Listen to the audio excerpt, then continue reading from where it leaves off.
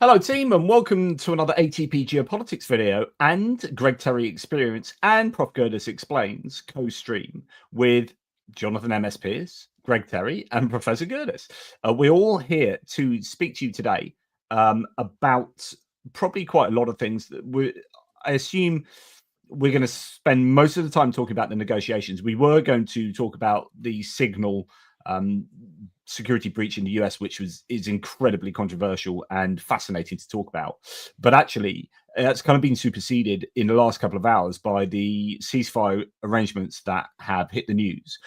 So we're going to take you through that. We're going to look at what the Ukrainians are saying about it, what the Americans are saying about it, and very importantly, what the Russians are saying, because actually it's different. Greg is probably going to be driving the conversation here, and Prof. Gerdes and myself just opining with our views on matters, as Greg's been looking a little bit more closely at this. But in the meantime, welcome, guys. That's the introduction. Good to see you again. Thank you, Johnny, and to all Greg Terry's experience, and to all the friends there that are in this panel. This is going to be an interesting time together, and I just see a Fink arrived. You know what he called you guys the other day, don't you? What? He misspoke and he said, hey, we have to do this with the two, and he meant to say the two Johnnies, and he said the two Finks. And I stuck up for you, Jonathan Pierce. I said, Jonathan Pierce may be in many things, but he is not a Fink. Yeah, and I think I am something a bit different. You are now. See what I did there? Into the tribe. The tribe. Yes. I've always wanted to be in a cult. It turns out I can now be. Yes. So welcome to Jonathan Fink as well from Silicon Curtain, who has joined us too. So here we are discussing all of this. Where do you want to start, Greg? Should we have a look through? So I've got everything laid out. I figured when the four of us were getting together and these plans came together, we really wanted to talk about the influence of the right and the media in the United States. And the Johns wanted to have a conversation with us, and we were going to go back and forth, but that'll be for another stream. Because today, the big news, of course, I know Professor Gerdes wanted to make a couple statements. We were talking earlier about the signal breach and about the disaster. And I know people are wondering maybe our opinions, because we are conservatives, and we maybe just start there for 4 or 5 minutes. And then what I've done, guys, is I've laid out everything that is unfolded in the last 4 or 5 hours in a logical order. The agreement. I can tell you right now, Mykolaiv has already been hit in the last 20 minutes, and the power has went out in Mykolaiv. So however that works for you. So I've got Zelensky's statements. I've got the agreement. We've got the Russian response, the Russian counter agreement that they released on the Kremlin. We've got everything. So let's just go for it. Do you guys just want to start on that signal thing for a second? Anywhere you want to start. I have a comment that says that word on the street is that Hegseth dropped the nuclear codes in various Pokemon card booster packs. So stranger things have happened, I guess. The main thing to say, I mean, the simple synopsis is: 1, it was bad. 2, they're not going to own it because these guys won't take responsibility. 3, they'll shoot the messenger, i.e. Jeffrey Goldberg. 4, they won't sack anyone. 5, they will be, in so doing all of that, complete hypocrites, because every single one of those people, to a T, and Donald Trump included, absolutely attacked Hillary Clinton for something that was operational security wise actually far less than what these guys. Okay, I'm going to contradict you there. I'm going to say that it was equivalent, and it was not far less. But if you were, like I was, saying that Hillary, what she did was wrong, and I did say that at the time. This is wrong too. You got to, that's what I mean. Call a spade a spade. I'm not going to let you get away with that and say there was far less, but it. Well, no, that just empirically there was less, because that was like in abstract, like she was. But that's only because we don't know what all has been on those servers or in that. Right? So it was still a breach. So with the knowledge we have now. Yeah, these were both breaches of security that never should have happened, and a private first class would have been locked up for that, where the Secretary of State and the Secretary of Defense are being given a pass, and that neither of those scenarios are okay.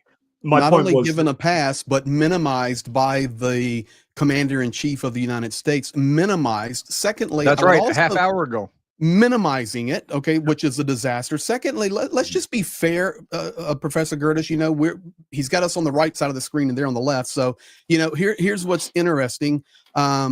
If this had happened and it was Joe Biden's administration, let me tell you something. Donald Trump would have went bonkers on Twitter, on Truth Social, to burn down the White House, Washington, D.C., and half of the known world. So it's a tragedy. shows the power of Fox. It Shows the does. power of Fox. Well, it shows the power of us to rationalize things. If we were all behind a Rawlsian veil, Jonathan, if we were all behind a Rawlsian veil of ignorance, and we saw both what Hillary had done and what was just done now, we would have condemned both of them. Absolutely. I mean, what I was saying about empirically, so Hillary Clinton's issues were empirically less because we know 100% that there is a conversation that is now in the newspapers of an operation that was taking place that had that gone to the wrong person, rather than Goldberg, who was a decent person, didn't spread it, or, you know, didn't cause any issues. Credit to what him I'm saying too. is that, yeah, absolutely. Empirically, there's a difference because actually one was an operation that was taking place and blah blah blah, whereas we just don't know about all that other stuff. But anyway, that's I know, Well, Mr. I was Fink. showing. Oh, I'm sorry. I'll shut up after this. I was showing Hegseth condemning her in 2016. This I just put together. I'm about to put my video out for my 3 big stories after we're done with this, and I show Hegseth talking about in 2016. This should never have happened. Anybody with any kind of security clearance like I have. Oh. So I did an hour-long video on the fallout, and it had Hegseth, John Ratcliffe, it had Donald Trump, it had Tulsi Gabbard statements, and it had Mike Walls, and all of the people saying this back in 20 whatever, all together, you know, complete hypocrisy. But yeah, there you go. My big question, and then it's all you, Mr. Fink, would be why is this level of communication happening on Signal? Okay, first of all, which has proven itself over the last 3 years of the war in Ukraine to be hacked nonstop by Russian operatives, to the point we use Signal. In fact, Jonathan's and I are in a Signal group, but there have been times where we communicate with soldiers on the front lines, and the soldiers will say, do not communicate on Signal this week. Russia has it. Let's go to a different platform. And our American strategy is being unfolded on that platform. Maybe they know, they don't know, but it's how can that level of communication happen on Signal? And we're clear in the group. You know, we've got a group where we share ideas, and okay, it might be useful for Russians to see it, but ultimately we don't share anything sensitive in there. There's no technical data, there's no operational detail, and whenever someone pops up and goes a little bit too far, we say, take this, you know, one-to-one somewhere else on something you know is secured. This is the challenge, I think, is, you know, in watching the reaction of Fox News. And watching the hypocrisy, it's all very well, you know, turning it into a left-right issue, which no one here is doing. But, you know, if one side decides that it's not going to play by the democratic rules, and it has a media machine such as Fox News, which today, you know, quite a few of the commentators came out, and I would not be able to distinguish their blah, blah, blah from North Korea. I mean, they literally came out and like, okay, maybe it's a minor mistake, but actually now we can all see, you know, they're doing their jobs and this great decision-making process. The messages reveal that they slagged off allies, that they further worsened relationships with Europe in some of those messages. And, you know, it's not a sort of pat on the back, job well done. It's an absolute catastrophe. My problem here is, yes, there's no accountability on the governmental side, but there is a North Korea-style media operation that's got their back. I honestly think Fox News, they are still so powerful. I keep talking about how 50% of the population are in that ecosystem, whether it's Fox News, Newsmax, OAN, plus associated like online spaces, and there's a real malnutritionist diet going on there of information, and literally Fox News have turned this into a positive by saying, oh, it actually shows great cooperation between these people, great transparency, and all this stuff. It's like, really, you would say that about Hillary Clinton? I don't think so.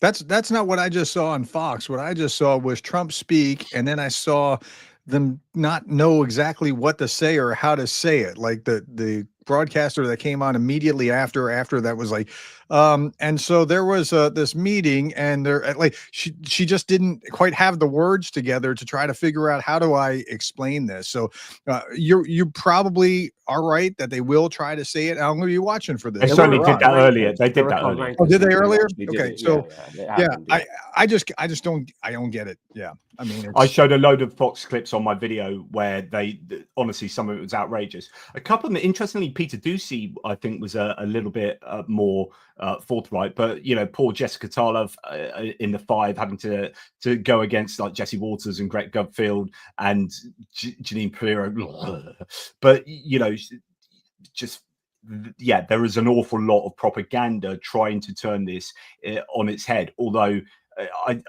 surely they have. Well, I think we're in a stage now where they don't have to admit stuff. Where you can. I just suggest that Trump will go through this blithely, either ignoring it or lying about it to the point where truth doesn't matter anymore. And so now here's the good thing, and it's not a good thing, but you actually got to see the reality of the way that they view Europe. Right? You got to see the raw, unfiltered view of this is how they think. Oh, these freeloaders, I'm right there with you. I loathe Europe. Okay, this is MAGA talking. There is a very hostile, you are the problem, we have to fix it for you, and you freeloading kind of something. So it's out there. That's where they really are. And that's explanatory of why they're so much cozier, partly explanatory of why they're so much cozier with Russia, because they see Europe as part of like woke European continent style or something along those lines. I don't know exactly what it is, but they see something in Europe they find very distasteful. That is MAGA-like talking. That's not conservatives talking. That's a different thing. And so that's what I want to throw out there, because I think this is useful. There was a really interesting observation to be made, and that was that actually JD Vance appears to have a different interpretation of what's going on in foreign policy to Donald Trump. So there is a bit of a disagreement there that came out of that conversation from the article, and that's quite fascinating. That there is, and he's willing to put that in a public space with 18 other top people, 17 other top people there. So there's an interesting dynamic to possibly show that these two don't have the same grip on what's going on with the Houthis and their policy in the Red Sea area. So I think that was worth noting. Someone's asked, are heads going to roll? I don't think so. I think they'll circle around the wagons, and there you go. Okay, but it's here we go. Interesting that someone lied under oath today as well. So in those hearings where you saw a whole bunch of people interviewed by was it the Intelligence Committee? You have people lying under oath. Absolutely 100%. Well, that's never happened in the history of the world before. So, but anyway, okay. So you can see Professor Gerdes, myself, and the Johnnies, Pierce and Fink, we can see where we have agreement, where we have a view that this is disgusting. All this is happening on the American side. But I'm sure the overwhelming majority of you on all of our channels right now are maybe in shock, maybe misunderstanding, maybe confused. You have no idea what is going on. You're just seeing headlines, you're seeing threats, you're seeing all of this unfold from the negotiations that have happened in Saudi Arabia. And now we have the results. I can tell you that in general, Ukraine had about 3 hours total with the United States, and Russia had over 12. And we know that basically the Russian talking points have come out. Johnny Pierce is now putting up the official statement, and I'll let him go through this, and then we've got the breakdown of everything. But if you do not know who this is from Rustom Umerov. He is the defense minister of Ukraine. And here you go, Johnny. This is Yeah, so this is what we're understanding. This is Ukrainian understanding. So this is the Ukrainian understanding. Then we can look at the White House statement, and then we'll look at the Russian statement. And as I previously said, there is a difference, and it's significant potentially. Can I also add something to this? Yeah. This is a well scripted, really well tweaked for political palatability for every, like they really work to get this said in just the right way in order to look like be a good team player and work along. It's not just like, I wouldn't just take it at face value. I would say that they're really trying hard to look like they're playing nice. They being Ukraine. Yeah, that's correct. Okay, so that is correct, and we'll let Johnny go through this. I will tell you right now that I do have Zelensky's translated statements from just within the last hour, and it's not as politically scripted. That's what I mean. Exactly. He's not too. You can sense his frustration. Yeah, it's unacceptable. Yes, sir. Yeah. Go ahead. Umarov says Ukraine and the United States held bilateral technical consultations in Riyadh, focused on the security of energy and critical infrastructure, safe navigation in the Black Sea, and the release and return of our prisoners and children. Pause. Pause. Yeah. Sorry, I will not pause you again. What in the heck? You have basically language, Greg. I did heck. What in the heck? You have basically the precipice of World War III, and we are having to talk about a thieving, invading nation who has stolen children to become a part of a good message or a negotiation. We're talking to this invader about returning our children. That is absolutely disgusting that topic even has to be stated in the world in which we live. And I'll leave that one alone. Well, I think it's a little bit more complex than that, actually, or not controversial than that. Is that I think that's only been included because they cut the funding to the people who were in the Yale University project that was helping to collate all the evidence of the war crimes concerning those children. That then blew up last week.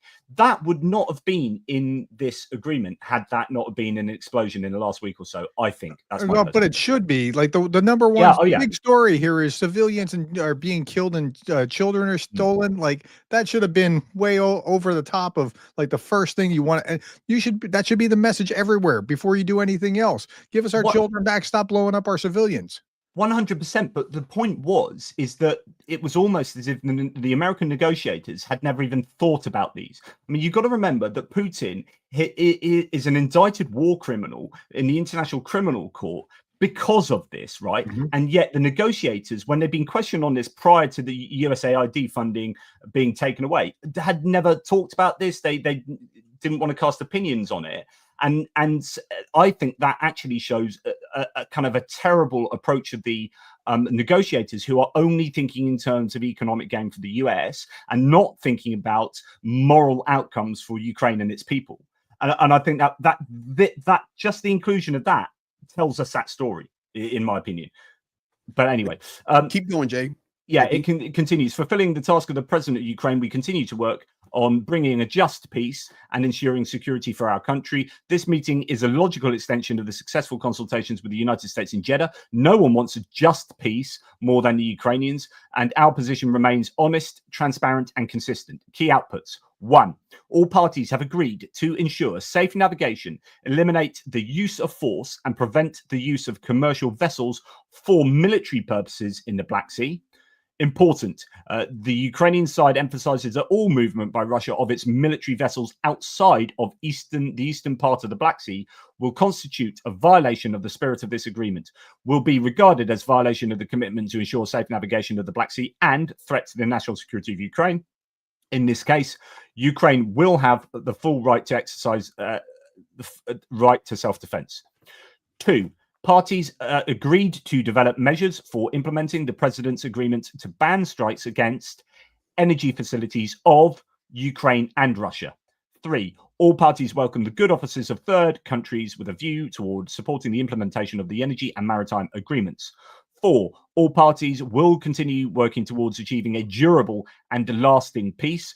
5, with Ukraine, the US reiterated its support to help achieve the exchange of prisoners of war, the release of civilian detainees, and the return of forcibly transferred Ukrainian children. So that's the US reiterating its support to help achieve those. There's nothing concrete. It's just, that's kind of a bit vague, really. Anyway, for the effective implementation of the arrangements, it is important to hold additional technical consultations as soon as possible to agree on all the details and technical aspects of the implementation, monitoring, and control of the arrangements. So the first question I have for you guys is just, okay, assuming that this is all correct, and let's assume that that's actually what all sides agreed to, when is it implemented? And I know that's going to give us cause to refer then to the Russian side of things. What do you guys think about the implementation of this? Are we expecting this straight away? I can answer, and then we can get Professor Gerdes and Mr. Fink's response. Zelensky quoting within the last hour, starting, and I'm quoting, I translated this, guys, starting today, it is forbidden to attack each other's energy resources, and a ceasefire in the Black Sea has come into effect. If Putin violates it, I will ask Trump for weapons and sanctions. Now, that's that view. We have to go to the White House. The temporary, quote, coming in from Trump within the last hour, the temporary moratorium is valid for 30 days, starting from March 18th, 2025, and may be extended by mutual agreement. We will consider the Russian request for sanctions relief that the Kremlin sent out after. So Ukraine views it as today, Zelensky's quote. Russia and the United States view it as March 18th. Okay, and then this is then when we go to the Russians' statement, because actually their sense of the agreement is not immediate, but is contingent upon the concession of the US and by extension Ukraine in terms of sanctions relief. Is that how, am I correct in saying that? Okay, so, and I want to make sure we get Jonathan and Prof to answer here, but so once this was agreed upon between the United States and Russia, that's who agreed upon this. Ukraine had put out their information in their meeting, the talk about children. There was no talks about territory. Sorry for closing my eyes. I'm trying to remember everything. Once that was starting to come out, the United States made their statement that we're going to have this moratorium on the Black Sea and energy infrastructure. Then Russia said, yeah, we're going to have this moratorium on the Black Sea and we're going to have a moratorium on energy infrastructure. And Ukraine said the same thing. After that, then the Kremlin posted an official response and document on the Kremlin site, and it states, you can see it there. Johnny has it up for you. I will read it to you now. Not all of it, just the main points. The Kremlin published its own statement after the conclusion of the Russian-American talks, this suggesting that Russia will further agree to ensure security in the Black Sea and not attack civilian ships and energy infrastructure only if sanctions are lifted. And then they spelled them out specifically. Number one, you must lift sanctions against Roskosbank and other financial institutions and reconnect them to SWIFT. You must remove restrictions on trade financing. You must lift sanctions on producers and exporters of food and fertilizers, as well as insurance companies that work with these goods. And remember, about 45 days ago, they went after the insurance company with sanctions, and it was a big deal affecting many nations around the world. Next, remove the ban on servicing Russian vessels in ports.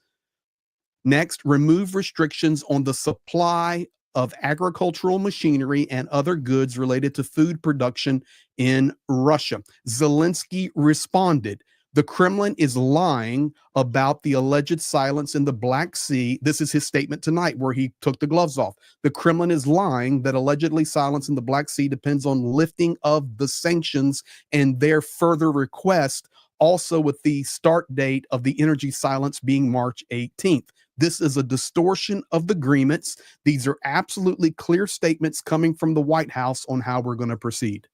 Who said that last thing, that the Kremlin is wrong? So where did he say that? On his evening address on video. I Right. listened and translated it. Yeah. I mean, the last thing I could see that he's put on Twitter is how Russia behaves in the coming days will reveal a lot, if not everything. If there are air raid alerts again, if there is renewed military activity in the Black Sea, if Russian manipulations and threats continue, then new measures will need to be taken specifically against Moscow. Diplomacy must work, and from the Ukrainian side, we are doing everything to make that happen. I thank everyone who is helping. I'm grateful to the United States for the constructive and effective work of our teams. Now, results are needed from Russia. We do not trust them, and frankly, the world doesn't trust Russia. They must prove that they are truly ready to end the war, ready to stop lying to the world, to Trump and to America. Now, those air raid sirens you're hearing now, do you think that that is already an example of one, them breaking the agreement as understood by Ukraine and the US, or two, that they have this understanding, the Russians, that actually is not enforced until the sanctions are lifted? I can confirm right now, air alarms are happening in Sumy, Poltava, Cherkasy, Kirovograd, Dnipropetrovsk, Zaporizhia, Kherson, and Donetsk regions. And I can also tell you that Mykolaiv just 30 minutes ago was struck by Shaheeds, and part of the city was de-energized. There are Shaheed strikes right now in Kharkiv. There are Shaheeds flying over Poltava, and there are Shaheeds flying over the Mykolaiv region in the Bashtanka area. So how can it not? So the long and short is there's no meaningful agreement. Correct. So there is perhaps something that will take place in the Black Sea, assuming that Russia can get past 2 hours to break it. If we go by the 18th, wasn't it broken already? Yeah, that's what I'm saying. It was, I mean, so, I didn't see anything meaningful coming out of this. I mean, what I saw was some nice messaging from Umarov to say we're making progress, and I don't see any real deal in a meaningful way, at least not one that'll stick. But tell me if I'm wrong. What am I missing? Jonathan Fink. So I don't think you're missing much, unless this contains specific detail about how this is going to be enforced. How are ships going to be checked in the Black Sea? Who is going to monitor infringements and what the penalties are for these? Then none of this has any force. It's as if we have a sort of goldfish mentality. It's as if we have not been observing Russia for the last 11 years in detail. And they're breaking of every single agreement, shelling refugees as they flee after safety corridors supposedly were created, massacring Ukrainian troops after supposedly sort of ceasefires were agreed. They have a history of breaking every single agreement multiple times until they decide it's no longer beneficial to stop blocking things. And that that will include the treatment of the Azov prisoners who were taken onto Russian soil and then blown up in the prison they were kept in. Russia breaks every single agreement. So whether this is through sheer naivety, that we're going down this path of choosing to trust them, whether it's thought that is expedient and is going to get towards some kind of lovely deals or so on, I don't see this unless Putin has realization that his economy is about to go belly up. I don't see any reason why he adhere to whatever is agreed on paper. I have no reason to believe that he won't play games with the wording over and over, because we've already seen that. We've already seen that with translated versions of various agreements being different from, the White House versions. Even last week, the White House version said energy and infrastructure, and then when the Russian version came out, it just said energy infrastructure, and then they immediately started hitting other types of infrastructure, hospitals, and so on. So they're going to play games all the way through, I think. And if Putin did have some worries about the economy, well, this agreement lifts our boot off the neck of the Russian economy. It means that Putin has reason to think he could carry on fighting, because that pressure on his imports and exports are starting to be lifted. And the internal pressures that he may have been responding to, such as they are, will also be lifted. I don't mean from the populace, but from oligarchs and so on who are squealing. I see this strategy leading to nothing but more Russian aggression at this point, unfortunately. Well, no reports here says Trump says, I presume this is a recent meeting. It looks like a cabinet meeting pretty much, but with loads of people there. We will consider Russia's request for sanctions relief, a move that only benefits the aggressor, I think is what no reports are saying. He also stated that Ukraine and Russia have agreed on a Black Sea ceasefire with third-party monitoring, and claimed that significant progress has been made towards ending the war, as well as here's a quote: "The US is considering the conditions that Russia has put forward for a truce with Ukraine at sea. We are thinking about all of them right now. There are 5 or 6 conditions. We are considering all of them," which is ridiculous. There you go. Ukraine was unconditional in their demands, or not their demands, in their acceptance of a ceasefire, and Russia have put the conditions on, which is like, if the US go along with that, then I would just call the whole thing off. But then we get back to, what is it that the US is providing for Zelensky that means he can't just call the whole thing off, that he is indebted.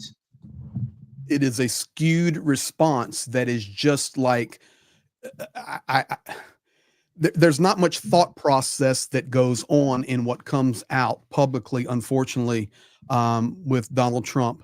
But I can tell you right now, 100%, that the Trump administration is reviewing the secondary document released by the Kremlin. That was not a part of the initial agreement that Ukraine put everything, the cards on the table. Zelensky said, we're willing for everything.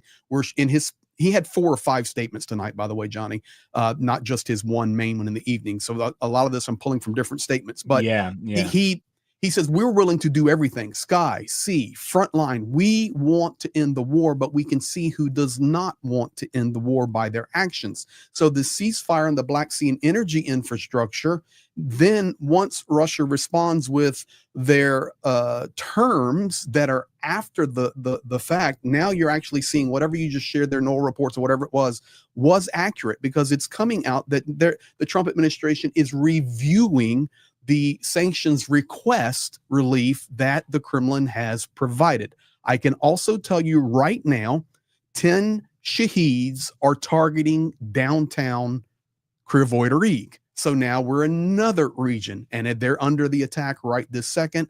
Additionally, video coming out when all of this came out, then the Intelligence Department of the United States released a nuclear warning that we're heading toward nuclear war if things aren't stabilized, et cetera, to bring fear, of course, upon Ukraine. But CIA director, Ukrainians will fight with their bare hands if necessary. I am convinced, based on my reflections and intelligence, that they will fight with their bare hands if necessary if they are not satisfied with the terms of the peace agreement. So I'm just seeing that now. So I don't think we have anything, to be quite honest. So going back to the strikes on Kryvyi Rih, like, this is from the Guardian article on the agreement. The ceasefire would begin immediately after the White House released the statements, as Zelensky said, although the Russian demand for sanctions relief in the Black Sea means the conditions for a halt in fighting at sea have not been accepted by Moscow. So that's kind of what we're talking, which leads us to go, well, what the hell is going on? Then it's this part. It would initially be self-policed, Ukraine said, although both sides agreed that other countries could become involved in monitoring and safeguarding it. Zelensky acknowledged that, quote, "We have no faith in the Russians," but said that despite this, Kyiv intended to be constructive in its efforts to end the war. So if it's self-policed, then Ukraine could say, well, they've just struck at energy targets in Kryvyi Rih, so therefore it's all over straight away. And that means that the US have to then start putting added, pressure on Russia, but then the US must be kind of implicitly admitting that the ceasefire hasn't begun because they're still reviewing the conditions put forward by Russia. So it's all just a complete mess. 27 minutes ago, the strike on Mykolaiv, a significant portion of the city is without power right now. If that's not an energy infrastructure attack, I don't know what is. Okay, Yeah. So I have a question for you all. I just put the lyrics to "When a Man Loves a Woman" in the chat. Okay. Do you remember the song "When a Man Loves a Woman"? Okay, so this sounds like Trump thinking about Russia. Can't keep his mind on anything else. He'll trade the world for the good thing he's found. If she's bad, he can't see it. She can do no wrong. Turn his back on his best friend if he puts her down. Okay. What's motivating that? I mean, as far like, no, seriously, because that's what comes out like it's like he's blind or can't see, like, or isn't willing to see, or and so is he, in your estimation, compromised or just blind or ignorant, or where is he? Because Yes. I'm looking at him going, I don't see the compromise thing. I've read different accounts of things, but he just can't seem to think that these guys are the bad guys. He just can't bring himself to that. He is. Sorry, Well, I let you go for it, Jonathan. But I've done a whole video on this, and my interview with both Malcolm Nance and Zarina Zabriskie was on exactly this topic, which is I think he is somewhat compromised, although he would see it more as being an alignment. I think he's aligned, but he's aligned probably because he's also an asset, and he's an asset because he's aligned, and there's a codependency that goes on there, and he's a useful idiot, and he's also deeply ignorant about all of the things that you would need to know in order to make informed decisions about geopolitics. He's ignorant of the history, the politics, etc., and it's money, and it's grifting, and it's all of the above, and he just wants to be Putin. How can he possibly be compromised is my next question, because like what shame does he have? I mean, given what we just saw that he was. I can't wait to listen to Jonathan Fink answer Darren. Go ahead. Let's do it. I mean, baby. I've spoken to people who believe he's seriously compromised, but of course they point out that actually, your normal compromise is just not going to work. Even, clips of, prostitutes and golden showers, even that wouldn't really probably make a dent. So it would have to be something either very personally embarrassing or to do with sort of kiddies. But there's not that much evidence. Okay, he hung around with the Epstein guy, who's sort of known for his penchant for underage. But so this is all very circumstantial. I'm not sure we even need that stuff to explain his actions. And I think actually it's far more scary to think of Trump in alignment as opposed to just being, an asset. Because if he's alignment, it means that he sees far more value, far more logic in Russia's business model. That business model does not recognize sovereign borders. It only recognizes large imperial blocs with spheres of influence. It does not accept that small countries actually have sovereignty. They are the playthings of large empires. Also, the Russian mentality is about informal power. It's about mafia dynamics, and it's about extraction. If you look at it, people often say, but yes, he was a businessman, etc. Well, I've been in business for 25 years. And quite honestly, his mode of business and understanding of it does not resemble the one that I understand, because I've been in high tech. I've been in service industry. People there do not operate and think in that kind of extractive, acquisitive, dumping at everyone way. Well, there's a few that do. But generally speaking, you look at the world as a pie that you can actually multiply, right? Okay, it's a pie now, but if I do X, Y, and Z, I can have 2 pies, 3 pies, 4 pies. But that kind of requires some form of cooperation. He looks at the world in a very primitive manner, quite possibly, because of the business he comes from or his mentality. And that is the pie is finite and you have to fight over every slice because it's not going to get bigger. That fundamentally is the Russian mentality of doing business. And that seems to be his mentality. It's far, far scarier. Why? Because it means that when he talks about Greenland and Canada and divvying the world up, it means he is not joking. That is how he sees the future of the world. And that's actually far more terrifying. Yeah, and I think that alignment with this kind of really basic understanding of zero-sum game, you can talk about distributive bargaining and all sorts of things, but basically the best described in kind of zero-sum game thinking. His understanding of that, he is a real estate mogul that thinks he can apply those kind of, this is how I would do a deal, bullying a deal in New York over this and that. And he applies that to international politics. I mean, you read someone like Madeleine Albright's book, Fascism. She talks about that as a section on Trump, talk about his foreign policy. He just doesn't understand alliances because he thinks completely in zero-sum games, which is why he doesn't like the EU, et cetera, doesn't like NATO, because that's positive some game thinking. So he just applies his desire to be like Putin, his understanding of business to international politics, and sees that I can make the most for me and for my empire, which is the United States, for my kind of real estate empire. I can achieve even more by thinking in the way that Putin does, and no one will be able to stand up for me, and I will make America great again because my idea of great is this and that. And actually, if that means taking over Greenland and taking over Panama and taking over Canada as real estate that gives me access to these natural resources, then brilliant. And I'm going to be able to push the boundaries internationally speaking, because I've got the balls to do that. And he goes and does that, even if he knows that eventually it's not actually going to work out. And a lot of people are transactional in business because that's what you have to do. But in different business sectors, you might be transactional over a period of a year or 2 years or 5 years. It depends on the sector you're in. You know, if you're a communications company building high-tech communications equipment, then you might work on a sort of 3 to 5 year cycle or more. And not for R&D, that's sort of different. If you're pharmaceuticals, you're going to be working on a sort of, 10, 20 year cycle as you work your business model through. If you're in retail, then it's going to be, from sale to sale, season to season. You're going to be looking at it at the most, probably quarterly or annually. And that's why those sales figures are so good. He seems to have an almost instantaneous version of transactionality. He does not think in these long-term 100%. Investment ways. Okay. So NATO is an investment, which he doesn't understand. Yeah, so you're that instant transactional kind of thing, whichever. So I have this zigzag theory, and so far he's only zigged. He hasn't zagged. He has the capacity to zag, but he doesn't have like a Obama had a compass that always pointed left. Bush would have had one that pointed right. So it's not the same thing. But so he can do this and can do that, but he just keeps going toward Russia, right? Okay. Yeah. But there is one facet of him that I've observed that seems remarkably consistent, and that is that he has this sheep and goats kind of view of the world of kings and killers on one side and everybody else over here. And I think that's playing into the way that he's operating. But Greg hasn't spoken yet, so let's bring him. Well, thank you. It's pretty simple for me. I don't even have to really think on a geopolitical scale. I think more on an ideological scale, because the narratives is what I listen to. The narratives, the action will follow.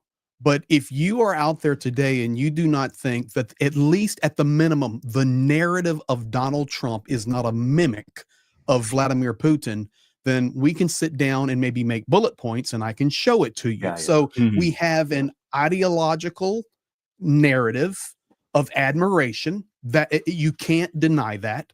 We have the president of the United States, the most powerful position in the world, openly stating multiple times that Vladimir Putin is his friend and Xi Jinping is his friend and Kim Jong-un is his friend. And the narrative had to change from the dictator of Zelensky to the president who didn't own a suit. So you can see the ideology is there. Now put yourself in a Ukrainian person's position. Their children, their fathers, their uncles, their aunts have been killed by North Korean soldiers in the Kursk region. And Donald Trump says Kim Jong-un is my friend. He's loading rail cars full of weapons to destroy Ukrainians, and there's no other reason. Coming out even within the last 48 hours saying my allegiance to Putin, my allegiance to Russia is strong, it's unwavering, and we will continue until victory. You then have the evil empire of Russia that has been documented and stated decade after decade after decade. So if your narrative is that's my friend, then we're already starting from and I don't want to use this word incorrectly, but a compromised position as a global leader. That is not how you communicate on the global stage if you are the alpha male. So we know right now that Vladimir Putin, without question, is the alpha. You can see it in Donald Trump's eyes. You can see the gaga goo goo. Prof, you are the one that brought out When a Man Loves a Woman. And that is exactly the lyrics that we are seeing unfold. Then you take it to the next step. When did it become American policy that we demean other nations? When did it become an American policy, regardless of viewpoints, that we do not care if the Europeans are screaming? I am quoting right now. We don't care about their opinion. We don't care about anybody's opinion. Greenland, we're going to get you one way or the other, quote from presidential joint, the speech to the joint session of Congress. Canada is the 51st state, and we troll our good neighbor to the north. We troll them. I'm sorry, I can keep going with 50 more line items. So that's what I don't understand.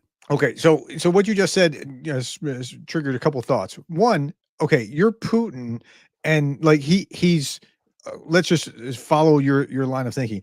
Trump, you're the president of the United States, and you wish you were Putin, but Putin's got like a GDP the size of Texas.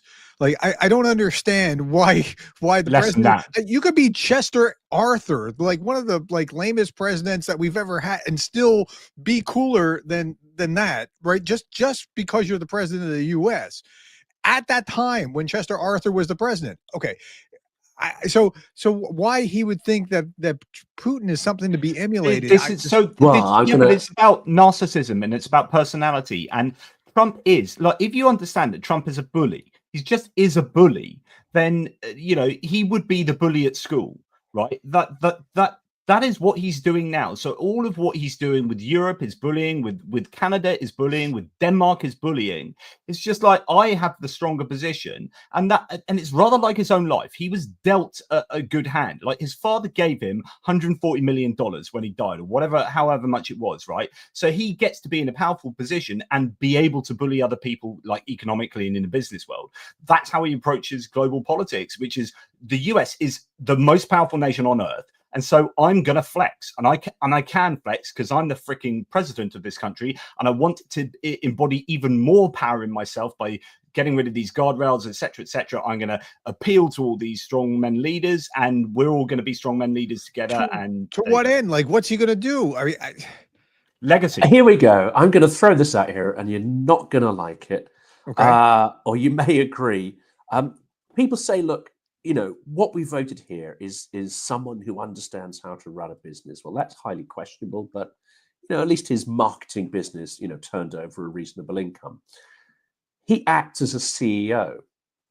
So what people are saying is, great, we've elected a CEO to head of state. You're not a CEO when you become head of state. You become a king. And if you combine that with bullying behavior, you become a tyrant or a dictator.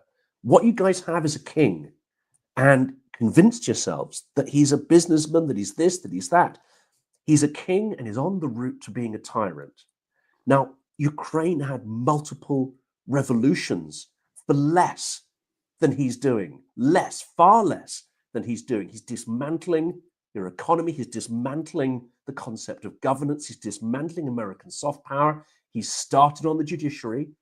He's started with the labor camps, those films of, brown people with tattoos being sort of led away, humiliated. He is going to be deconstructing federal law. He may even start his own private army.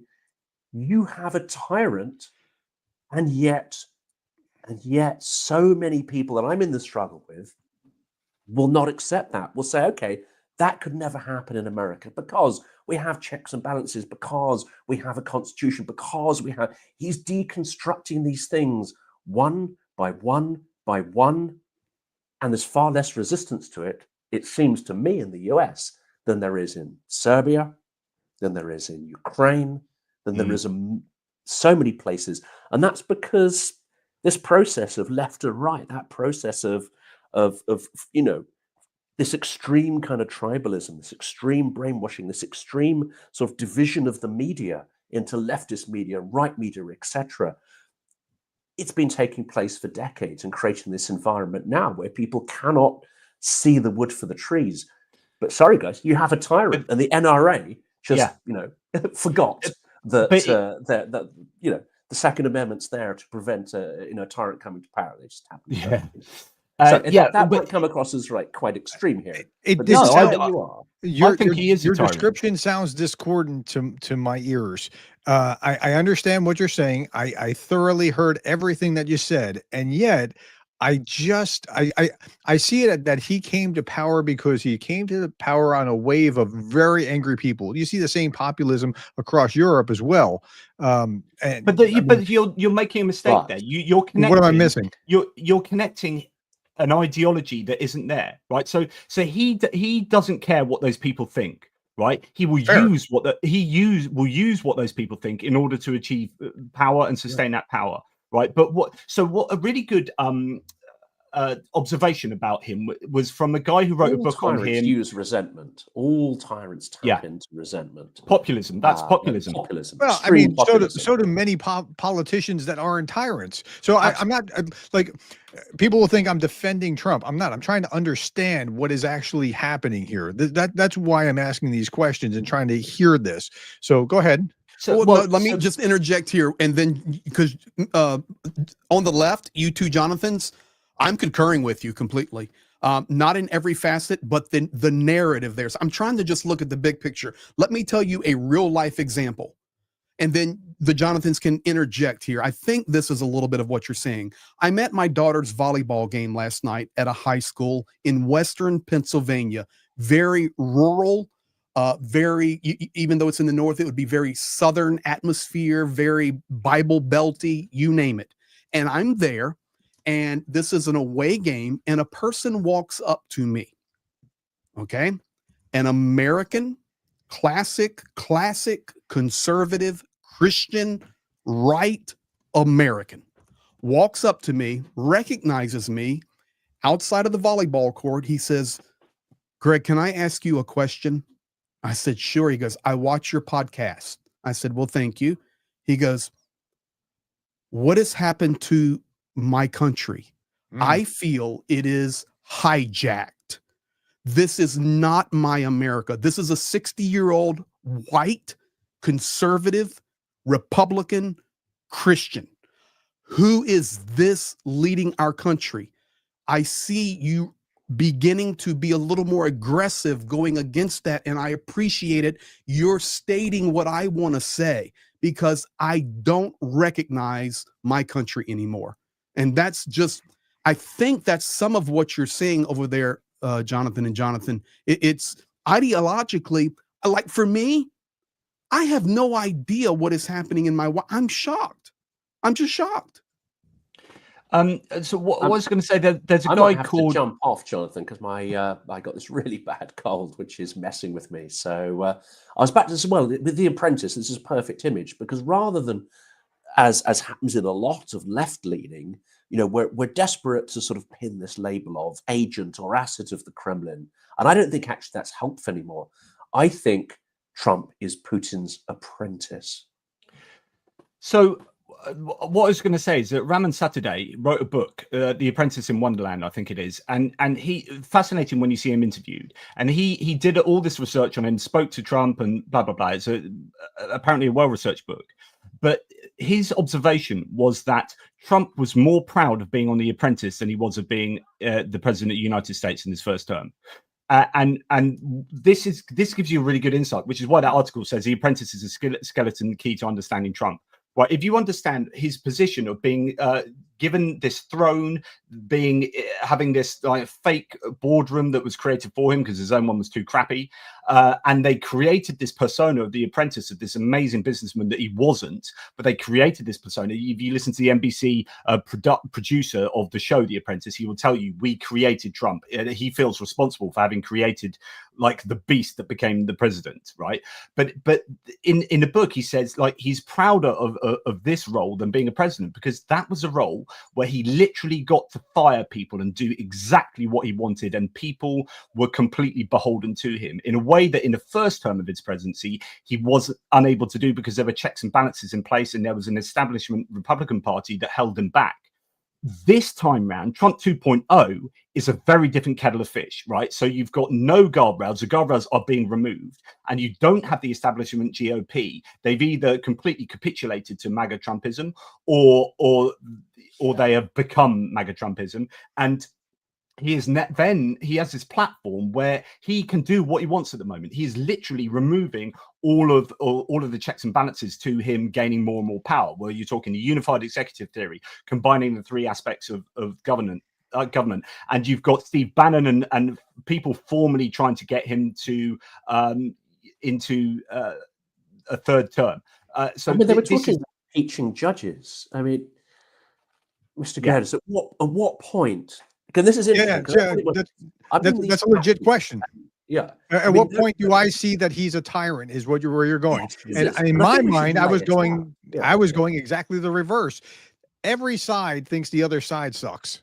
Right. So the liberals always think that the conservatives suck, vice versa. Okay, that's a normal, natural thing. But this seems like it's on steroids. Like this feels different somehow.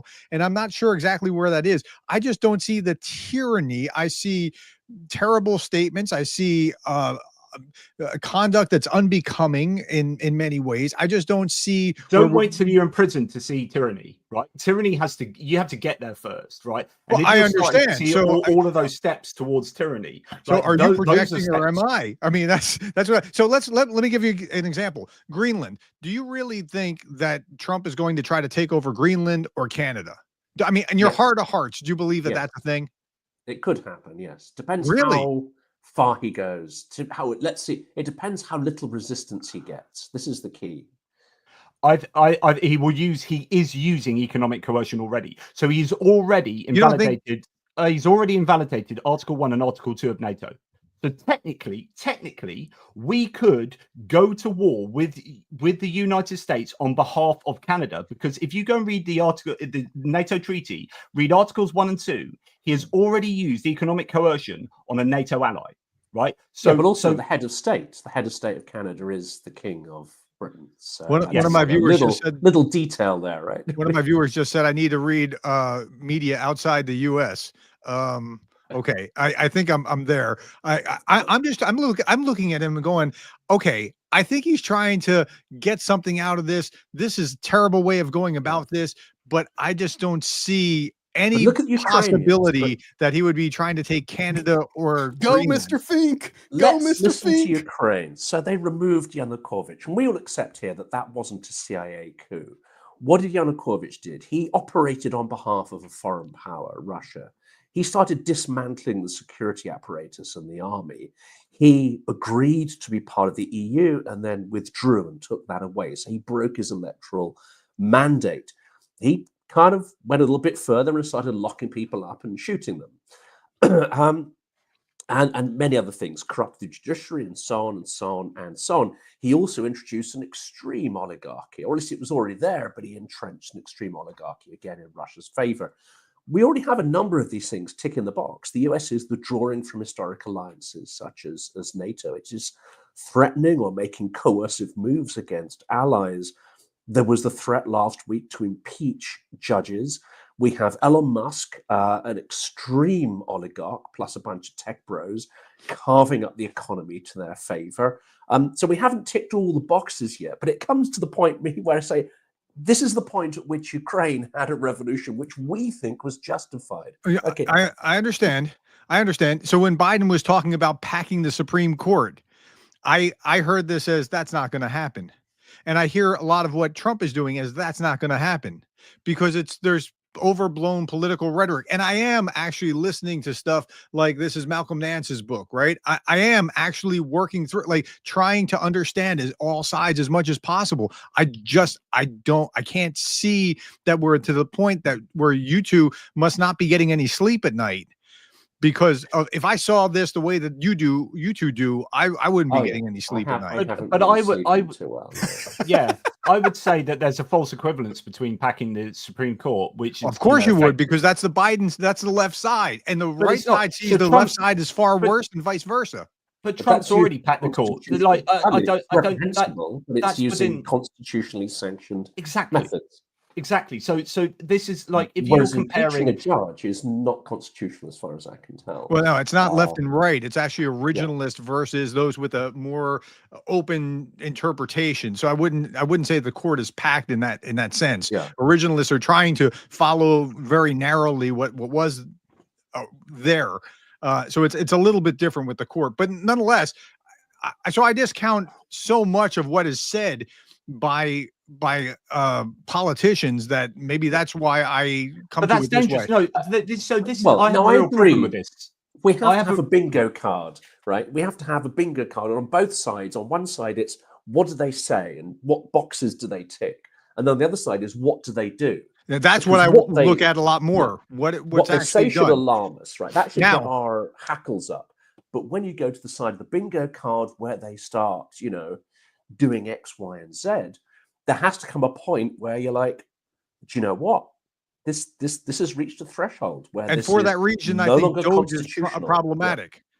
Right? So I find this a real problem that we discount words and only talk. So many people say, don't listen to what Trump says, look at what he does, as if what he says doesn't have tangible impact, right? So when you've got people in Canada like now boycotting American goods, now buying guns, literally going out and buying guns because of the stuff that Trump is saying, then actually words matter, right? There is a whole bunch of stuff that he is saying that then also gives his supporters ammunition themselves to have. So, for example, when he comes out and says CNN and MSNBC are corrupt and illegal, and then he says later, I think they're going to be turned off, right? We just go, oh, it's just words. And if we keep saying, oh, it's just words, we are the frogs boiling in the water, because at some point they do end up happening. Like Trump has joked about a good many things that have now happened, right? And so we are, I think, unwise to just go, oh, we shouldn't listen to what he says. We should only look at what he does, because I think there is a connection between words and action. And I think those words also have tangible effects just in and of themselves. Taking We're less Trump than 3 months in, Taking Trump literally is like listening to a 3-year-old and then like being shaped by that. I mean, that's because he's all over the map. So I'm but it's I'm more not just- skeptical than maybe you guys Okay, are. But let me jump in here then. If I agree with Professor Gerdes on this statement, taking Donald Trump literally is like It's a fool's acting like a errand. 3-year-old. I completely concur with that. But he shouldn't say those things. Let's say let me Okay, go out there. He shouldn't say those things. I He's agree. creating I agree disruption. he shouldn't say Canada those things. Yeah. I agree he shouldn't say those things. But let's go facts only here. The definition of tyrant is a cruel and oppressive ruler. That's the definition. Webster's. Okay. We are seeing cruel behavior from Donald Trump. It is not just words. He was cruel to Volodymyr Zelensky. He is cruel in the way he is deporting illegal immigrants. And listen, I'm for border control 100%. I'm for proper immigration. But even if we go to the Christian argument, Professor Gerdes, and you and I close the doors right now, a lot of the revival fires that are running throughout America, as we would call it, I know the guys on the left are clueless about what I'm talking about, are in these immigrants that are here trying to make a better life. I know it's a completely different topic, but the behavior is there. Let's quote what he said about the Atlantic on the security debacle that included our national security director and our Department of Defense putting out plans about the Houthis. And whether it was detailed or not, it's irrelevant. What did Trump say? I didn't even know about it. And secondly, which is a lie. And secondly, what he said was, oh, that was in the Atlantic. Well, they'll be out of business soon. That's the problem. Yeah, And I showed the same thing. I but get that's it. the problem. Doge Okay. as well. I mean, look at the Forget- operation of Doge. It's because you could say that, okay, the central government is overblown, a lot of programs can't be justified. the way it has been transacted, the way the cuts of Doge have been implemented are with extreme prejudice, extreme cruelty, and they're not replacing what they're destroying with anything constructive. They're literally arsonists to good governance. That is a form of administrative cruelty, and cruelty to all those people who lose their jobs literally with just a couple of weeks notice after. So I was decades agreeing of that Doge is service. terrible in the way that it's going about doing things. No doubt. And I'm not apologizing for Trump or trying to defend him. I'm trying to understand what he's doing. But I think maybe I'm not far enough in my view of him, and I think you guys might be too far. I'm just trying to find out where the actual place is where we're seeing clearly. So I'm still perturbed about about when we talk about what he says, right? It's not whether you believe what he says or not. That's kind of irrelevant, right? As an individual, right? Or whether I believe that he's going to invade Canada or not. But if there's a great, or that's probably a bad example, something like CNN and then MSNBC, if you're going to continually talk about them being corrupt and illegal and then going to be turned off, then you are giving, and you have a very cultish base who are much more likely to take on board everything you say as being true. Then you are moving the Overton window. You're saying it's then acceptable to do things like this in a way that would have been completely unacceptable to say in public as a president previously. And then you are normalizing very extreme measures that then when these things do come about, because you've laid the groundwork with all your extreme rhetoric, it becomes far more acceptable. So I think, we should not ignore what he says, not because we may believe it or not, but his followers often do believe it, and then because they hear something he says, they then have to post hoc rationalize that, and then they end up, because he can shoot someone on Fifth Avenue and they'll still vote for him. They will, through cognitive dissonance reduction, just rationalize that that's a good and right thing to do, and then you've just got permission from your base to do these things. I agree. He shouldn't say it as tyrannical. I actually see it on the side of tyrannical, because the way it's been implemented drives a coach and horses through data policies, through not just good governance, but it seems from what I've been reading, the sort of numerous constitutional points have been violated, and there will be numerous court cases that challenge it, but it'll be too late by then. So you've got that despotic, capricious way of behaving. You also have extreme cruelty, and we give numerous examples, but those programs of US aid supported, let's say, vaccination programs in the third world and so on. Now, those programs could be handed off to other people. They could be sort of, tapered down, etc. No, they would completely just shut down overnight, which will result in tens of thousands of excess deaths. I'm speaking to someone today who detailed what the consequences of shutting Radio Liberty, Radio Free Europe are. Terrible. I agree. Look, I agree with these things. Yeah. I agree he shouldn't do this. I agree he shouldn't talk like this. No doubt about it. Partly but the conclusion that you get to, I don't get to it. So here's the way that I view him. Like Putin made a lot of sense when I started thinking of him as a mafia boss, right? That's how I frame, like, that analogy is. So I see Trump, we go back to The Apprentice, like he's still thinking like The Apprentice. He still says things for effect, for ratings, for getting people's, off kilter, for grabbing the agenda, and so I see him doing these things in order for the attention economy. So that's how I read him. And because I read him that way, I'm not quite where you are. It's not mutually trying to make it about him. There are guys behind him now. Unlike the first term, as Jonathan said, there is now a semi-coherent ideology behind it. He's doing all this stuff. He's doing, as you say, the big marketing theater up front, which he's kind of good at, creating noise, creating headlines, testing ideas. There are people behind him who are quite willing to actually implement it. I think that's the big difference. It's not Trump isn't smart. The big theatrical show. There's an infrastructure behind him. he's not a clever man, Trump, in terms of like having deep. He's not playing 5D chess, right? But he has now a group of people behind him who are very happy to see him as a dictatorial leader that they can manipulate from within that circle. So the Project 2025 lot, Paul Dans, I know he's not so much to do with it anymore, but Vought and these others who are really the architects of what I think is very dangerous ideology are able to puppet on a string this man into saying all these things, and he's happy to say that because it brings him more power. That power that he gets, that extra power he gets, allows them to fulfill their ideological dreams.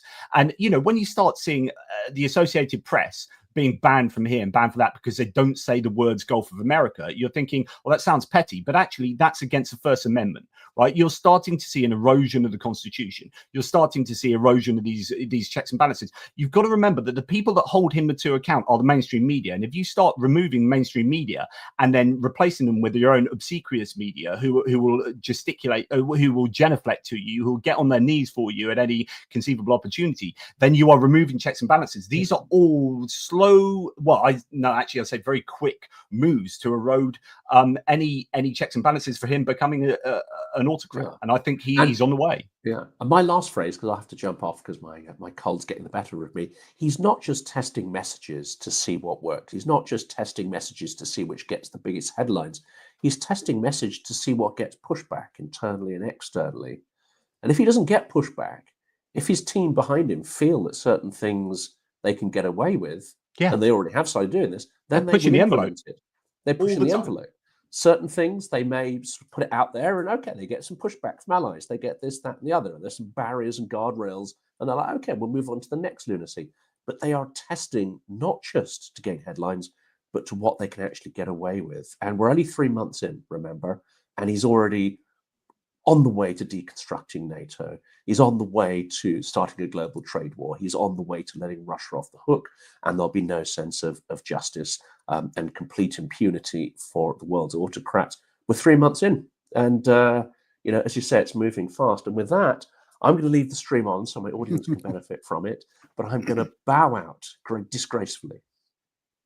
Well, it's good to see you, Mr. Jonathan. Fink. Get better. Absolutely. Can we? I'm just going to rewind back to Ukraine. Just a few things I wanted to say that I was going to bring up previously. Just a few of the analysts. Sorry to just completely jump to a different topic, if that's all right. Michael Weiss talking about how Russia said the maritime ceasefire would come into force only after the lifting of the sanctions restrictions on the Russian Agricultural Bank and other financial institutions involved in international trade of food, and only after they were reconnected to the SWIFT international payment system. The US will assist in restoring Russian agriculture and fertilizer exports to the global market, reducing the cost of maritime insurance and expanding access to ports and payment systems to conduct such transactions. So that's a Kremlin. And that would obviously be absolutely insanely good for Russia, right? Just money pours back into the coffers. Michael Weiss says it also hinges on the EU approval to reconnect the Russian Agricultural Bank to SWIFT. Looks like those freeloading Europeans are being asked to bail out the United States in its diplomatic capitulation to Russia. I thought that's a really interesting point. So, on the one hand, these guys are going to slag Europe off, but actually Europe arguably holds some keys to those sanctions being lifted. And if this isn't being done with the say-so of Europe, then the US might have a problem in being able to fulfill Russia's asks there. Oliver Carroll says feels a bit like a mugging. The talks were trailed as technical, agreeing no strike list of infrastructure targets. In the end, seasoned Russian negotiators spent 12 hours wearing the Americans down. Sanctions relief at the minimum. Who knows what else was agreed? And then Oliver Carroll says, been speaking with the senior Ukrainian government source, re the skewed negotiations. He called it a deliberate humiliation by Putin. Quote, Trump needed an info win from the ceasefire deal, but Russia undercut his success, demanding sanctions relief. Alpha male isn't Trump. They're saying it's Putin. And then the final one, and you can react to all of these. Big thing to watch is whether the Black Sea Fleet is allowed to return to in full to Sevastopol. Ukraine expended a lot of resources driving them out. A return pegged to a ceasefire underwrites more military occupation of sovereign Ukraine. And I don't see it anywhere suggested that Ukraine gets to deploy its forces and assets where they currently are not. Although you could argue that stipulation that they remain in Eastern Black Sea might stop them from going to Sevastopol. Any thoughts on that, guys? Well, that's why they called it the Eastern Black Sea, to keep them out of Sevastopol. I can tell you that, number one. But listen, I so want to go back to that former conversation and pull Fink Yeah, back no, in we here. can't. Yeah, But let's go. we don't have to. But I will say this. Let's just put proof in the proofs in the pudding. Krvoy right now, the attack just finished, and it was massive. There are multiple hits, not air defense taking it out, multiple hits throughout the city and massive fires burning. So I don't see how anybody can look at this logically. And I know they're going to get down to the nitty gritty of it with the infrastructure versus non-infrastructure, but it's not possible in reality if you are striking these urban centers and urban cities in Ukraine that you will not affect the infrastructure and the power grid. It's not possible. So Krvoy, Mykolaiv both have underwent within the last hour massive attacks. Yeah. I suppose the question to my mind is, why does it matter? Like, it's not going to last. Even if there was something that was, well, it's just the Eastern, it's not going to last. I just don't see how it's going to last. Okay, so let's go back to the conversation we were having, and that is this. And you and I play devil's advocate off each other almost every day, Prof, and you help me, and I try to help you, and we learn from each other. Why does the American administration say we've made good progress today? Because you haven't made good progress today. They need to make a deal, because now they need to make a deal more than either Russia or Ukraine needs to make a deal, because the great deal maker is going to make a great deal. And so, and that's the first thing about negotiation 101. You don't do that. You don't put yourself in a place where you need it more than the other side. It's kind of silly. Correct. So, well, let me. I can't believe how sorry, Greg. I can't believe how naive the American negotiating team is, and I just think that talks that's right. to how that talks to how much they actually aren't negotiating for Ukraine. Or they just, what their intention is, a quick end to this. And so if they have to give half of Ukraine away to Russia, so be it. They don't care. Like, but Trump doesn't care for the outcome of Ukraine. These guys don't care for the outcome of Ukraine. So let's get it done, and let's get trade back on the cards. This was my original question about Trump. Is he really that naive? Like, is he a plant, or is he on the take, or what? Or is he just that naive? Like, at what point? This is how I framed that first question. At what point does it, like, he see that the woman's not good for him, and if he's bad, he can't see her? Like, at what point? So he is definitely naive, and he's definitely ignorant, and I don't mean that in this pejorative sense. Like, well, yeah, but like, he literally doesn't know the requisite stuff, right? So he is technically ignorant of you know, where these places are in Ukraine, what Ukraine looks like. He thinks it's all rubble, and etc. etc. So he's like technically ignorant, but he genuinely thought he could solve this within 24 hours. I believe that bravado in him. So he came thinking that was going to happen. Then he understood it was far more complicated, and he came out and said it's way more complicated than I thought. And he's being consistently frustrated by the complexities of it. Isn't that assuming that you take him literally? He took himself literally. No. What I'm saying is, you think he genuinely believed that he could finish it in 24 hours. I'm saying nobody believed that. Even he, well, nobody I know believed that he actually believed that. He just says stuff like that. Go ahead. No, I think he with that, let's just call facts the way they are. I like facts. So Trump did come out just within the last 3 or 4 weeks ago and say, yeah, okay, I was being a little bit facetious about that 24-hour thing, and they were backing up on him. Okay. Yeah. So he called it. You're right. He'll say that as shock value. I completely agree with Gerdes, Professor Gerdes. I don't believe that that's his excuse. He said he was being sarcastic. Well, that can be an excuse. I don't think he was. Okay, fair enough. Fair enough. But regardless of naive or ignorant, whatever, you know, terms we want to use, I think it's completely different, and we're missing the ball completely here. He's careless. Right? He's careless. He's careless about the suffering of people. Yeah. He's careless about the suffering of Ukraine. It was validated when careless like sloppy, or careless like heartless. heartless, So- Okay, careless gotcha. about the true suffering of Ukraine and others, to the point. I mean, we're going to build, and I know it's rhetoric, but we're going to build a new Monaco or a new Vegas in Gaza. And Zelensky wanted to show him a couple of pictures of the reality. So but do you it's, believe he even meant that? Yes. So Really? he if you're talking about Gaza, 100%. Yeah, 100%. You really think he was going to set up a new Vegas? He's a real estate mogul. He's like he literally, and then he got frustrated because he thought that he'd get the buy-in from these other countries, and they immediately said no, actually we're not going to do that, and then he had to quieten down. So what happens? He consistently says these things, and then people have to correct him. So what happened in the first administration is he got corrected by establishment people around him, so that actually, and they had to do this all the time. And they had to bring him back in. Like, you listen to Fiona Hill. She says, like, he was just so unprepared going into these meetings, blah, blah, blah. He honestly, he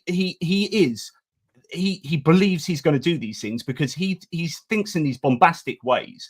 And he said, well, let's turn this into a Riviera, until people go around him and say, mate, well, they have to do it in a nice way, but like, it's never going to happen.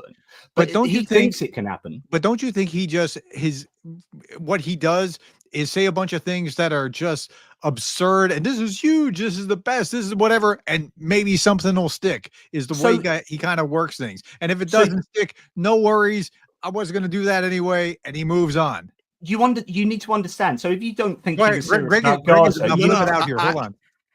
I was just going to go ahead, JP. I won't forget my thoughts. Just a lot. Yeah, the last point, but not last point. But in order to understand his beliefs on Gaza, you need to understand where it came from, which is Jared Kushner, his son-in-law, who had touted a similar thing years before. Right? He's 100% serious about that because it was a germinated seed of Jared Kushner, who is your real estate investor, blah blah blah, talking about doing exactly that previously. So yeah, 100% he was intending to do that.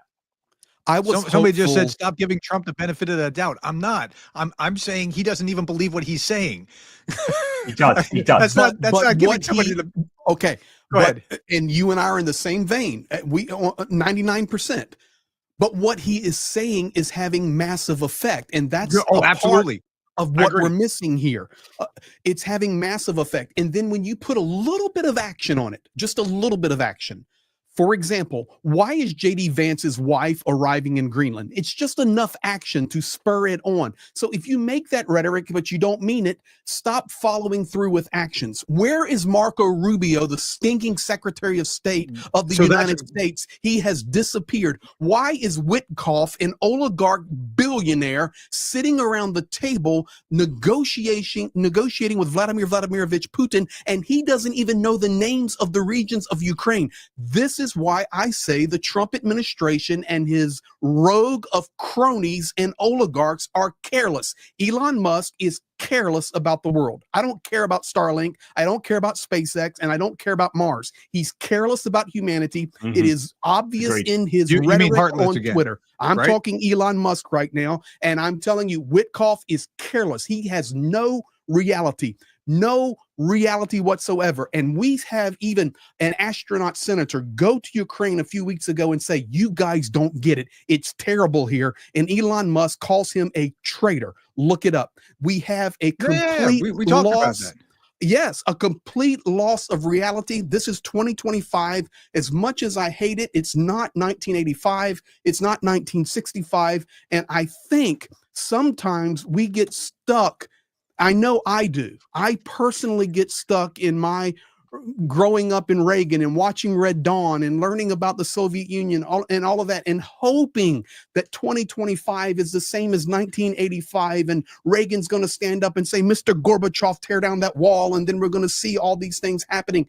Those days are gone. We live in a completely different era, and one of the main reasons that the era is different, and I'll get off my soapbox, is because this is the era of social media. This is the era of instant gratification. This is the era of artificial intelligence. This is the era of you don't know what to believe, when to believe it, who to believe. But there's one thing we can believe. Ukraine is being wiped off the planet right now, step by step.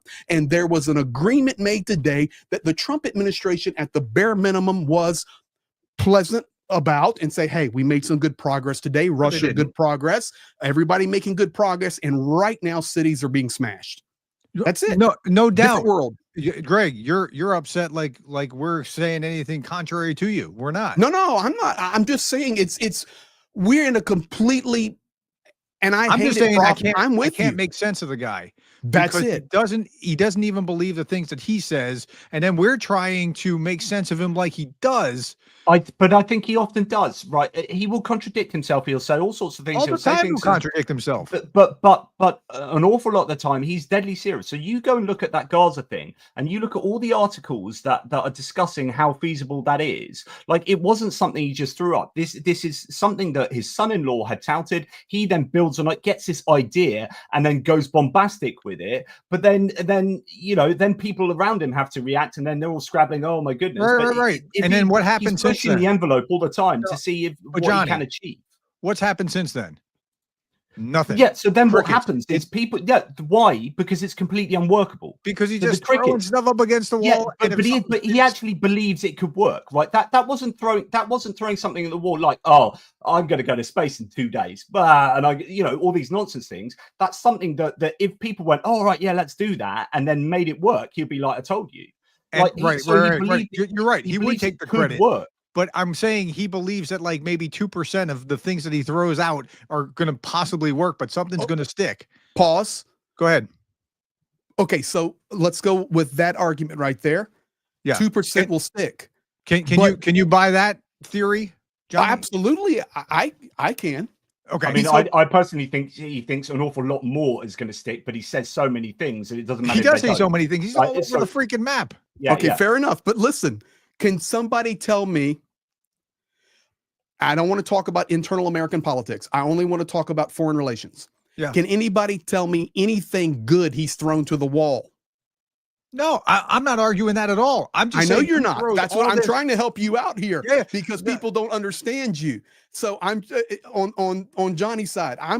I completely understand you because we see things the same. But in the foreign world, he's throwing so much out there. And even if 2% sticks, that 2% is going to be disastrous. I'm saying all I'm saying is he throws this out because he has no ideological core that's going to shape us this way or shape us that way.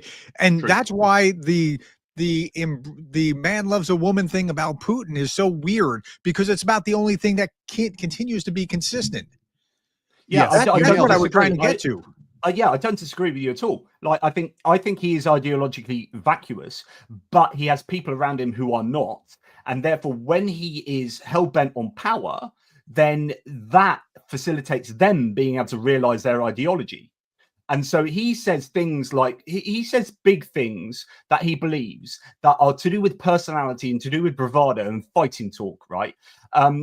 Where he'll say, I'm gonna solve this war within 24 hours, just you wait and see. And Gaza can be a Riviera. Like, that's not complicated. None of it is complicated. None of it is based on like granular knowledge of these situations. It's really big bombastic claims that are overly simplistic, but he genuinely believes it because that is him. He's this bombastic guy. He's the apprentice, the guy in charge of the CEO that can do anything and says anything. What I say goes. And if I say you're going to do that, you're going to go and do that. And if I say we're going to turn Gaza into a Riviera, you guys are going to go and bloody sort that out. But the problem is he's taking that thought from the boardroom. This is kind of what I was saying earlier. He's taking that from a New York boardroom, right? And applying it to global geopolitics, where you can't do that to Gaza because, you know what? Saudi Arabia and freaking Jordan and Israel themselves are like, that ain't going to happen. So like, yeah, that's right. He doesn't know enough about that stuff to I veto totally himself. agree that it was never going to happen, right? And that he shouldn't be creating these waves, but he does because he thinks that he's capturing. My view is that he thinks he's capturing the spotlight, capturing the narrative. Everybody's talking about him, whatever it is. But I don't think he really thinks that it's actually going to work most of the time. But if it does, it's fortuitous, and I have made a big deal.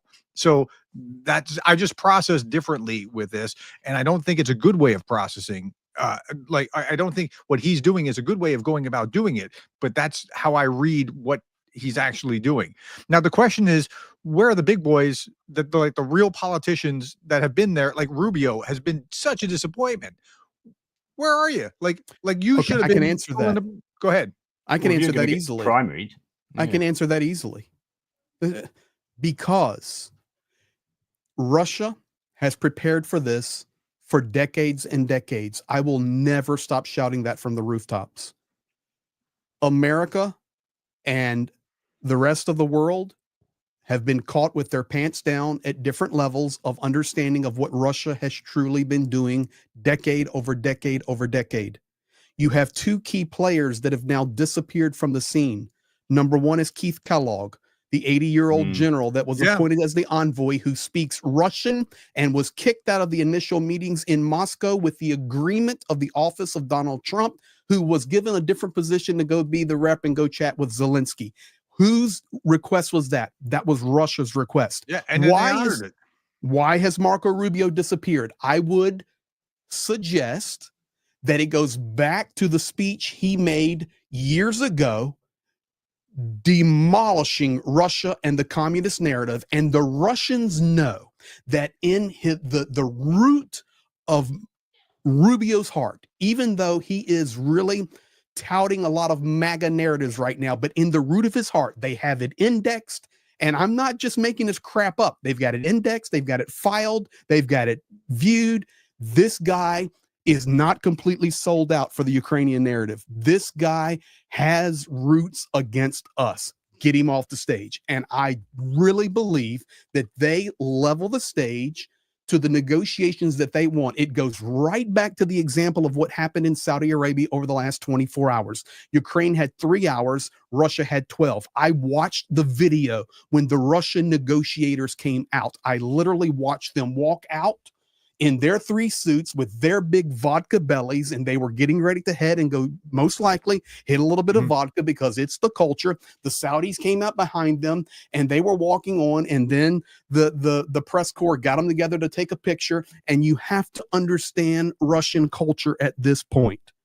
I can look at their faces. I've worked in Russia since 1994. I can look at their faces, their mannerisms, the way they stood for their picture to stand in front of it.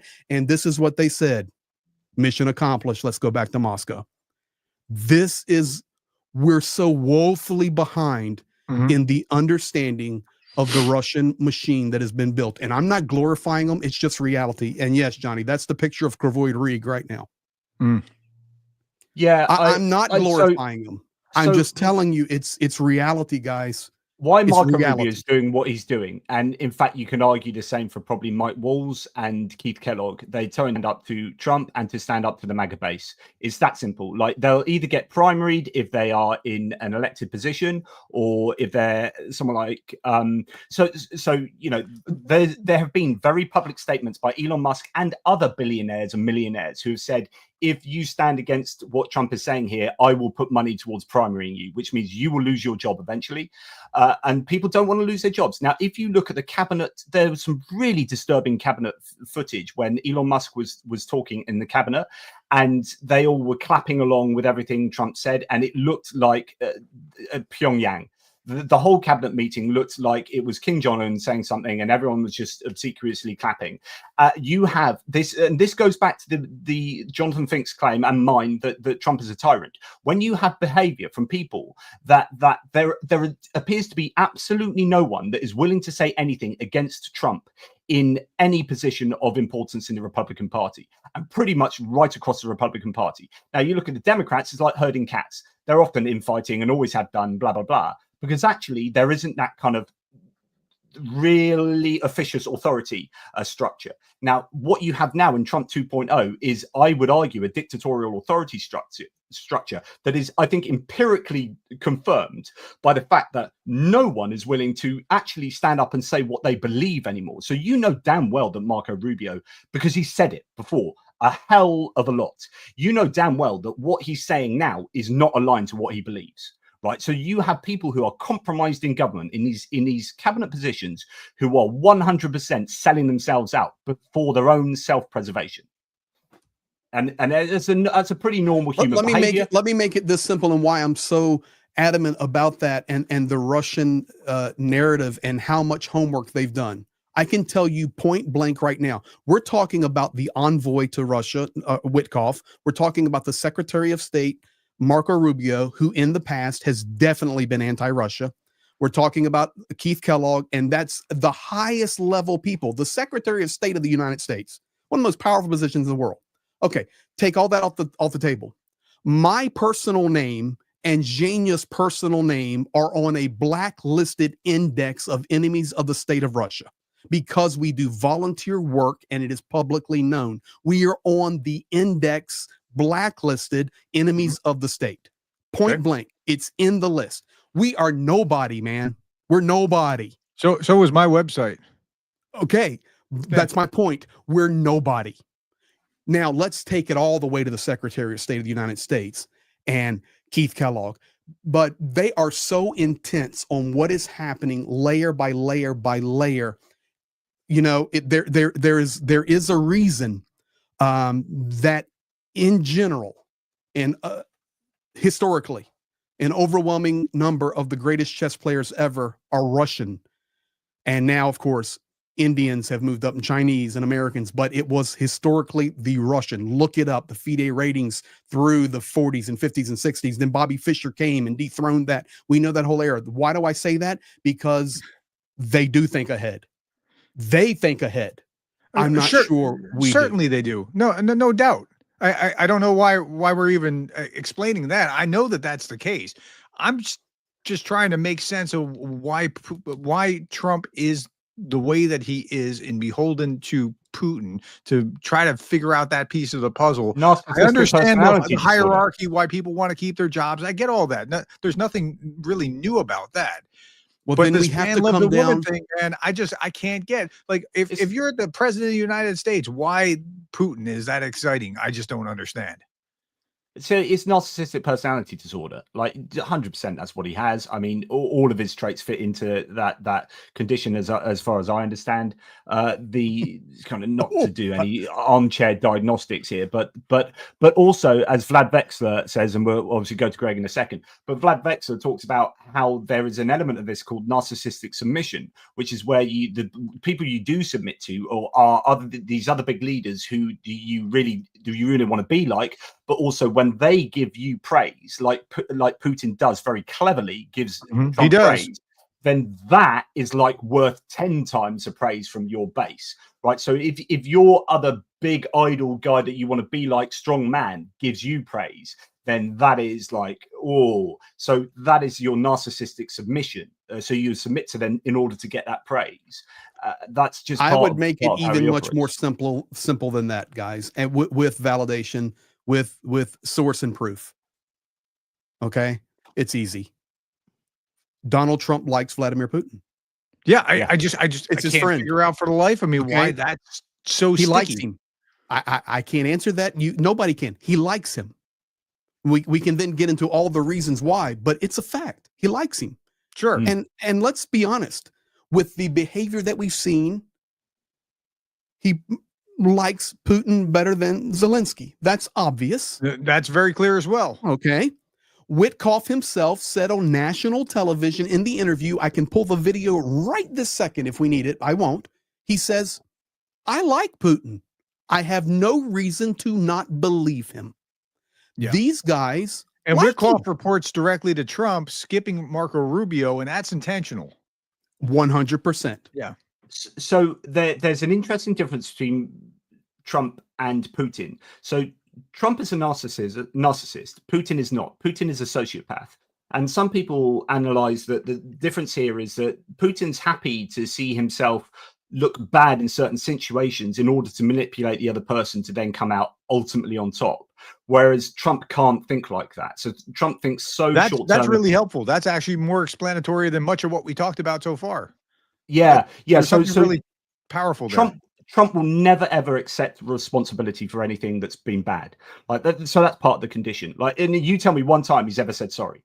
He's ever said he's ever admitted that was a mistake. And this was something that the what's his name, Cohn, the lawyer that was he was a protege of the lawyer, the McCarthyist lawyer, that was a friend of the family's, and that was who helped bring up Trump when he was younger. And he taught him one thing. He said, never admit it was your fault for anything. Yeah, that's right. Never say, never say you're sorry, blah, blah, blah. Right, so Trump does that, but I think it also fits in with his personality disorder.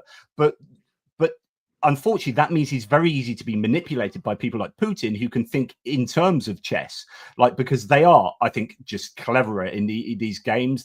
He's former KGB agent, right? And so he's going to be saying, right, I can submit to Trump, or I can show that Trump is stronger than me, maybe in some situations, or do this or do that, because ultimately I'm controlling him. And sociopathically, I am the one that's actually controlling this whole landscape there. So I think there are some interesting differences between them. But yeah, it's just my that's interesting. I think that there's something explanatory to what you just said. Agreed. Let me put these out there while you're thinking there. Vavul and Putin has 90%. I saw that, JP.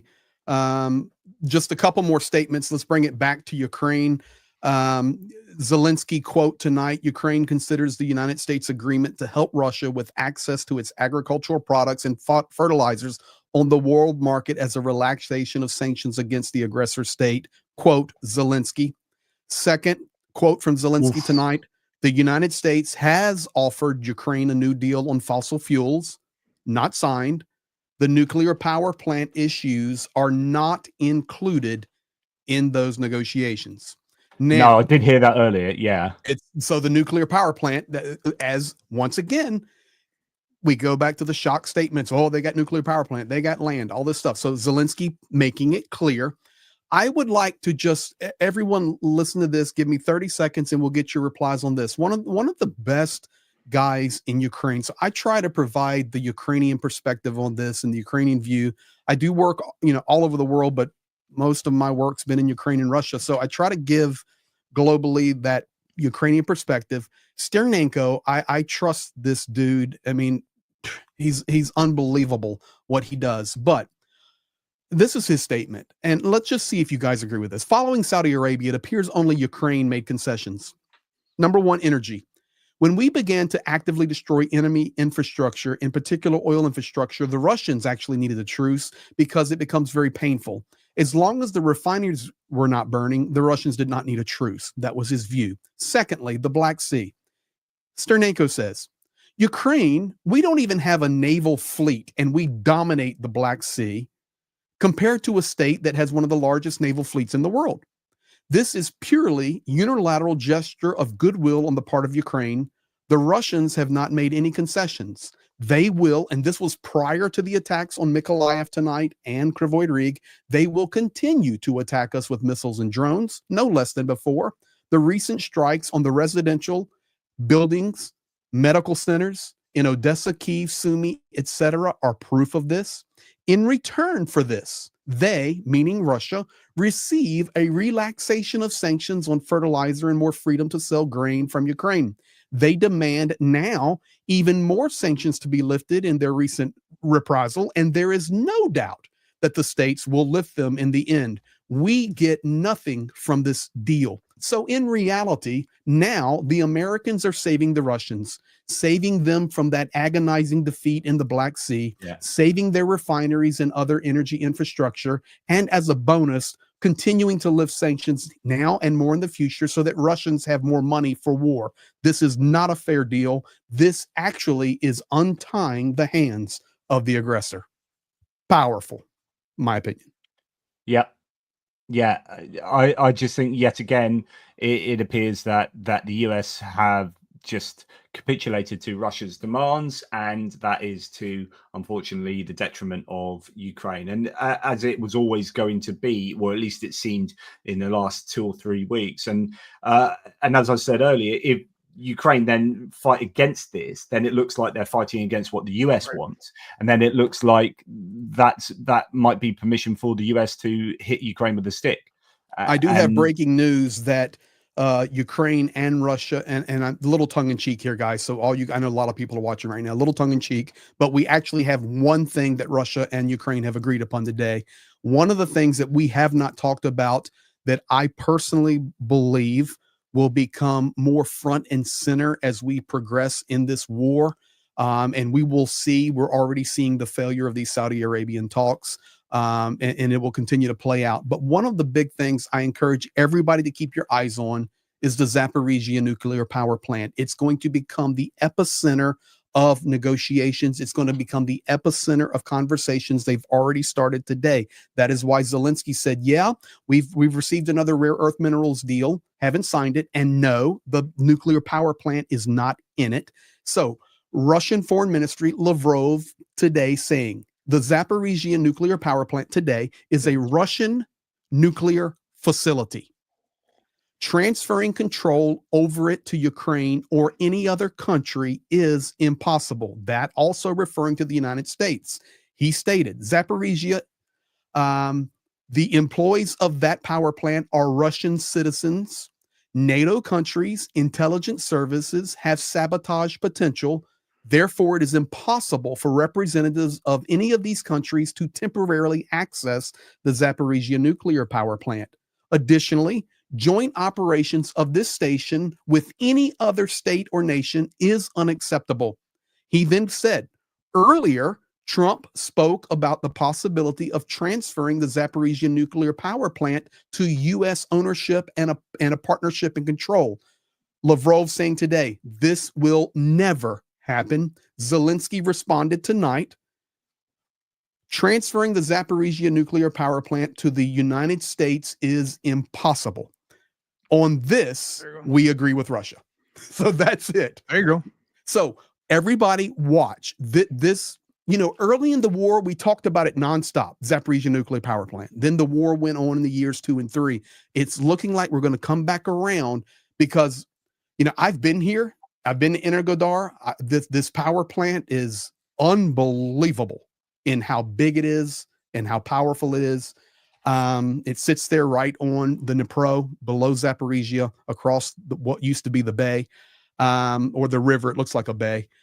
But I think this is going to come right back around because they're starting to talk about it a lot more. When I say they, heads of state, Zelensky, Russia.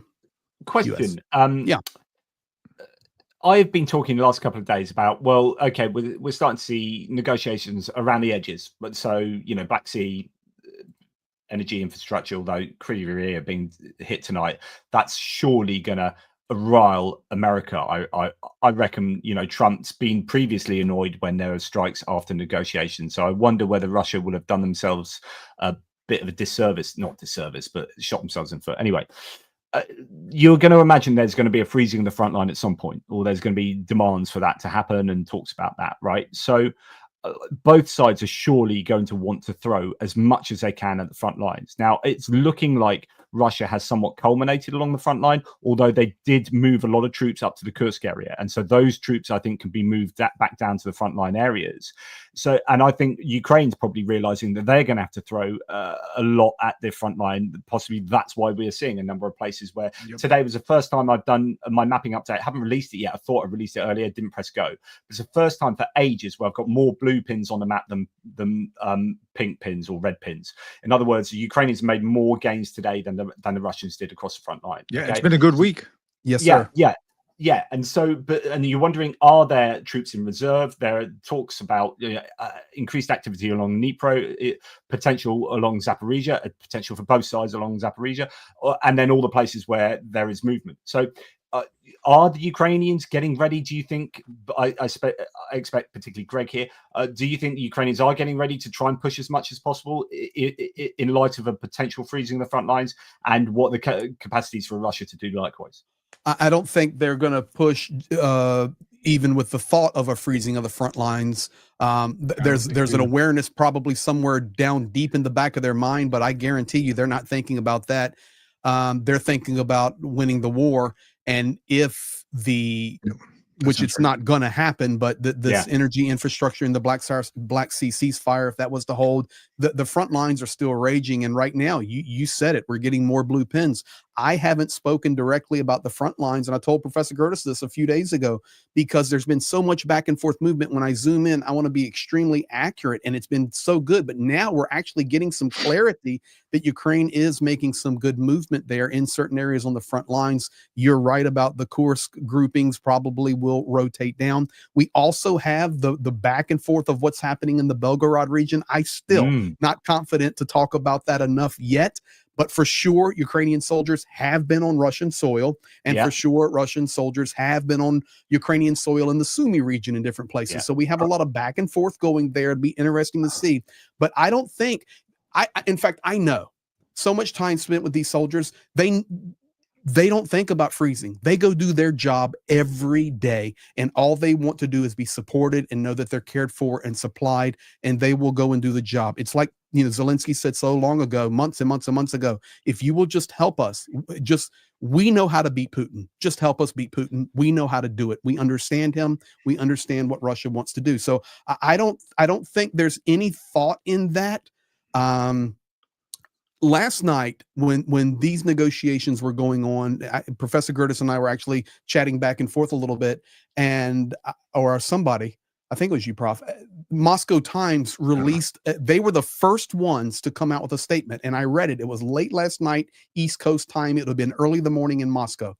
And they actually stated that Russia still 100% was adamant that Ukraine remove all military from Zaporizhia, from Kherson, from Donetsk regions and Lugansk regions, that they and that's fully never withdraw. going to happen. So why freeze? Why worry about freezing the lines when you can just keep holding out for the maximum thing, because our Constitution doesn't allow us to give up any territory? As you look at that line right there, correct. And as you look at that line right there, and I've discussed this with so many Ukrainians and soldiers and Zhenya and so many people. Okay, and Johnny, you realize that you've ridden a lot of this with us. Now, of course, the lines are much different than when you were there out there with us, unfortunately. I don't even know how you freeze that, have a demarcation line. I mean, guys, we're talking about a massive front line. This is not a demilitarized border between North Korea and South Korea. And this is not some small piece of land near Kaliningrad. This is not 8 kilometers for Gaza. This is a massive front line with so much different terrain, different municipalities, little towns, ravines. I have no idea how you would even make a demarcation line on that. I don't even know how you would freeze it. Yeah, going through the middle of towns and villages. And literally this half of the East and West Berlin. I don't know how you even freeze it. Something like the Dnipro River. Yeah, that makes sense. Okay, you could imagine. Yeah, you draw a line along there, but everywhere else it gets a little bit funky. Oh my gosh! No, you can freeze it. It's just a matter of time until it gets unfrozen. Well, that's war exactly breaks out again, and that's precisely what the problem is here. So that is. I believe that the Trump administration is going to think in terms of freezing the line at some point, and not be concerned about that. It's going to kick back off again, and it will. I mean, there's no question about it, to my mind. And anyway, I completely concur with that. I think, the Trump administration would consider that a win for everybody. We've frozen it. We've stopped the war. We've stopped the killing. Because that's the narrative that they continue to put out every day. So I'm sure they're going to push for that. But I according to Russia and Ukraine, that's not going to fly. We went an hour longer than I thought we would. Yeah, I know. Well, that's what happens. We also need to, there are lots of people who have given it. super thanks and chats, and I feel many of them for all of our channels. We need to go through please. Yeah, I've gone through the memberships, but thank you very much. And I'm so sorry, but this will have to be really quick. But really do appreciate all of the Jim Smith, Tarkov Gamer, yo, thank you. Michael Fuchar, thank you very much.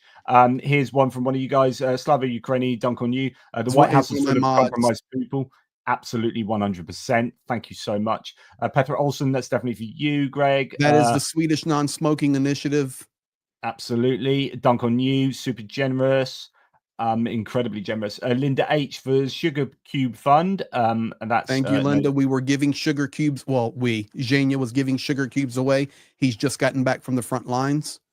Thank you, Mr. Lion Dust. Thank you very much, Richard Bennett.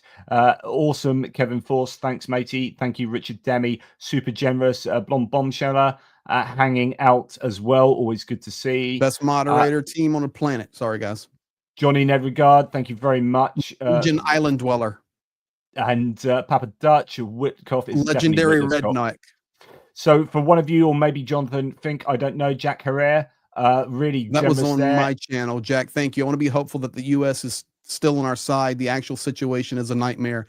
Jack, that €100 there, thank you. But I think that is what we've articulated tonight with all of our different views and coming together. We're messed up. It's nightmarish. I agree. Papa Dutch, thank you very much. Fox News is all foxed up. I'm not sure, true. Papa Dutch. I think they're coyoted up. They're coyotes. Fair enough. Kevin Delaney, thank you very much. Professor, is there any hope to correct American Putin compromise politics quickly? I don't understand how Trump is this laser focused on it. I can't see how I have to understand him fully before I can answer that question. I just don't see it. To create a solution, you need to properly understand the problem. Jim Smith, thank you very much for those on behalf of Greg. Thank you, Jim. Ida Norwegian Kroner 119. She loves UA. She has the same name as my grandmother. Awesome. And that was on my channel, so thank you. Putin Puppet on mine. So-called real estate negotiator Witkoff being 8 hours waiting during that signal chat in the Kremlin. Yeah, I talked about this on my stream on orders of Trump and Putin. Fits perfectly in the Trump, Putin and Xi plan, helping the US people ACA high treason. So this is the idea that with the signal debacle, Steve Witkoff had he joined the group. He was added to the group as he was in Moscow, and he was also made to wait for 8 hours in the Kremlin, if you remember, before getting to talk to Putin. And there's every chance that he was added to the group when he was in that time period of waiting, or around that time. And Signal is something, if you are on Wi-Fi, you can if you're using just your mobile phone, there's every likelihood, if you're using the Wi-Fi of either the public Wi-Fi, I mean, you've got to get Wi-Fi somehow. So if you are put on that Signal group and you're accessing the Kremlin Wi-Fi or mobile phone mass Wi-Fi, you are going to potentially be able to be hacked by the very best in the world at doing that stuff. The KGB in the freaking Kremlin. Jonathan, so yes. Excuse me. You are bringing new revelations to me. Professor, have you heard this? So no, what he's saying is if he was on the Wi-Fi, but that's not. No. Was he on Signal? He was added to the group while he was in the Kremlin. He was Is that a fact? on Signal on the 13th. Yes. People have done the timeline. People have done the timeline of it. Okay, then pause right there. Pause right there.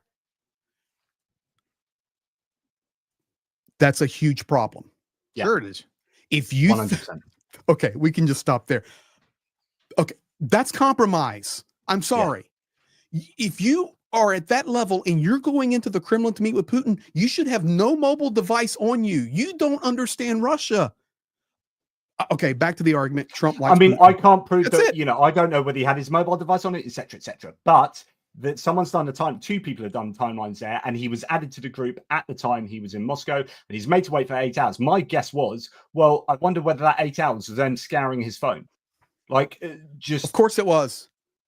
I'm sorry. I mean, I can't. It sounds a bit conspiracy theory. But it's possible. It seems very can't prove it, but it's probable. I will tell you this, guys, and this is a fact. When Jenya and I get within 5 to 7 kilometers of any Ukrainian military position, we have to turn our phone systems off completely. Airplane mode only on our private Starlink. That is it. And that's the security that we run to keep our friends safe. And they do the same on the Ukrainian front line. And you're going to walk into the Kremlin on Signal? Yeah. Come on. Okay. Enough said. So FOIC agreement will take effect on March 18th, 2025, a week ago. So the agreement has been violated before it was agreed upon. Are y'all freaking kidding me? Absolutely. As we talked about. Yeah. Well said, though. for sure. Hungarian supporter right there. Big. Absolutely. Thank you, Papa F1. Dutch, and it's looking good in Hungary at the moment. The polls are looking much, much healthier. Does anything in that agreement mention consequences? So guess what it's worth. Yeah, and Great that's the thing. statement. There are no consequences. Yeah, here's what the consequences are. I'm sorry. There is a consequence. Zelensky made the statement tonight that if Russia hits Ukrainian infrastructure, then Moscow will feel the pain. That's it. That's what he said. So, which was kind of like the theory before Trump was elected. He said, look, if they don't agree to this, then we'll come down really hard on them with weapons and sanctions and blah, blah, blah. Will that happen? I will tell you this right now. Ukraine has not launched a long-range drone tonight yet. And soldiers are in here complaining about it right now because we're getting hit hard again. Now Zaporizhia and Mykolaiv again. And the soldiers are in here going, let's launch, let's launch, let's launch. So Ukraine trying, man. They're trying. Yeah. You're all amazing. I love it when your minds and hearts connect. We will never abandon Ukraine, and its identity is more recognized than ever before in human history by millions of additional friends. A point that I've made a number of times. That's a really good point, John Doe there. So thank you. Mark Bisque, total legend. As with Russia dismissing Kellogg, Ukraine must refuse Witkoff's participation in the negotiations as his views are too heavily aligned with Russia. I think so. That would be amazing. Yes. Wouldn't that be amazing?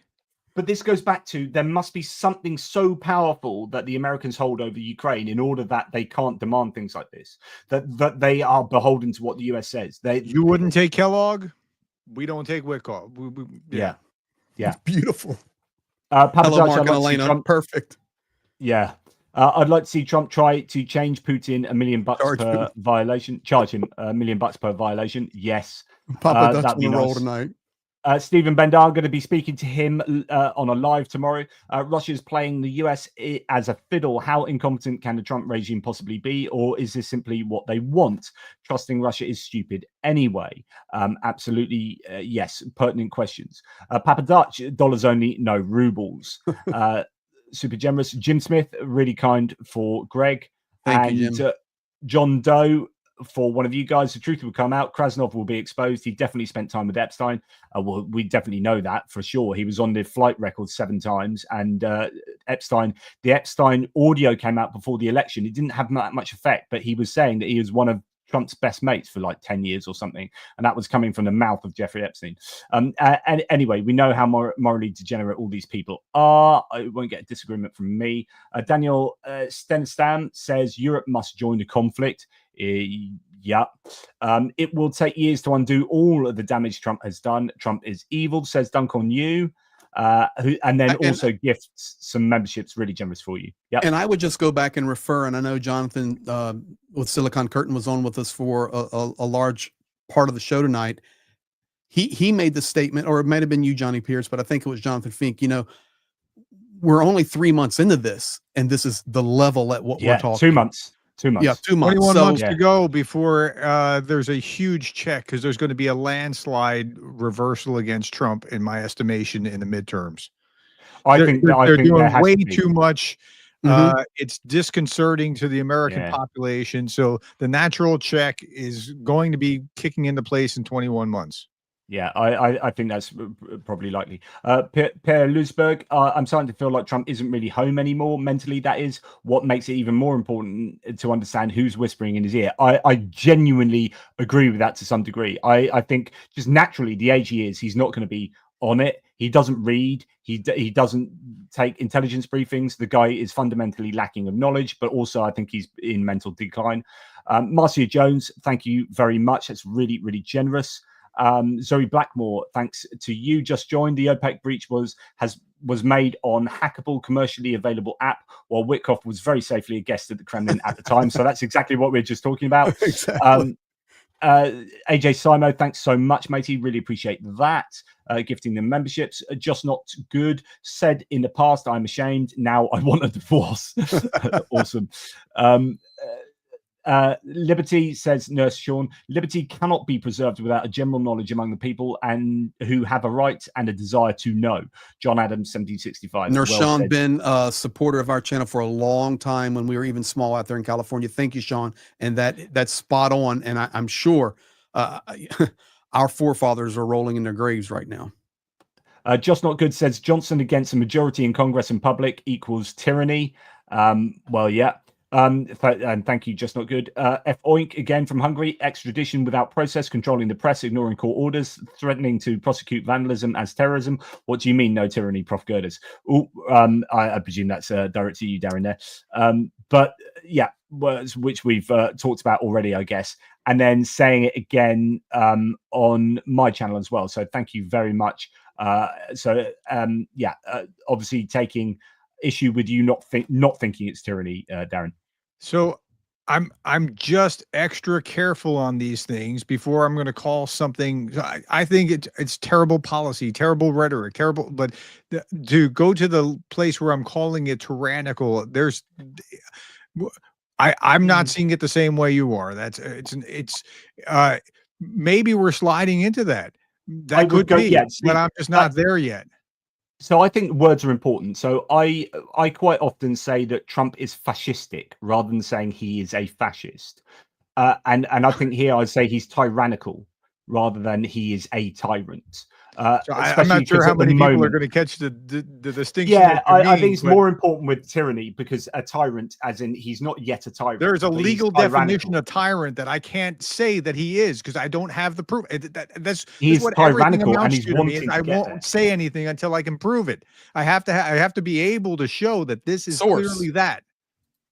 He doesn't care for democracy, Trump, one iota. No, he cares about himself. No doubt about that. Yeah, I think what will be interesting to watch, looking at the definition, a cruel and oppressive ruler. But there's a legal definition. I understand that. You're using a general notion, not a legal definition, and I'm not going to go there without. I don't know that tyrant is a legal term. There are. If you go back to the American founding fathers and their arguments about what the king was, for example, there's Anyway, we're not going to litigate that again. We'll finish, but let me help Prof out here. Because the legal definition, who seizes power illegally, is in the definition, and he didn't seize power illegally. He was elected. America is split right down the middle. So that is not tyranny. But you could then argue around the sides that he is maintaining power illegally. So how is he maintaining power illegally? He hasn't done anything yet. He could do something, but he hasn't. Unconstitutionally. So also, when he gets there, I'll agree with you. But he's there now. Like I think he's in violation of the First Amendment. I think there are. I think what he's doing with the judiciary is highly suspect. I think you can make a good case that there are unconstitutional things going on at the moment. But again, everybody in the chat saying, Prof, you keep defending Trump. I'm not. I'm just trying to make sense of the guy. This is so you've got to. Tell me this, Prof. Who is one of his best mates in the world on the world stage? Who do you see him most often accept to Mar-a-Lago and to talk with and see at conferences? Are you talking about Boris? No, Viktor Orban. So I would argue Boris Johnson seems to be the guy that's most similar in that. And Boris is kind of crazy in his own right, but no. So Boris Johnson's not been accepted into Mar-a-Lago with the national flags and literally a red carpet.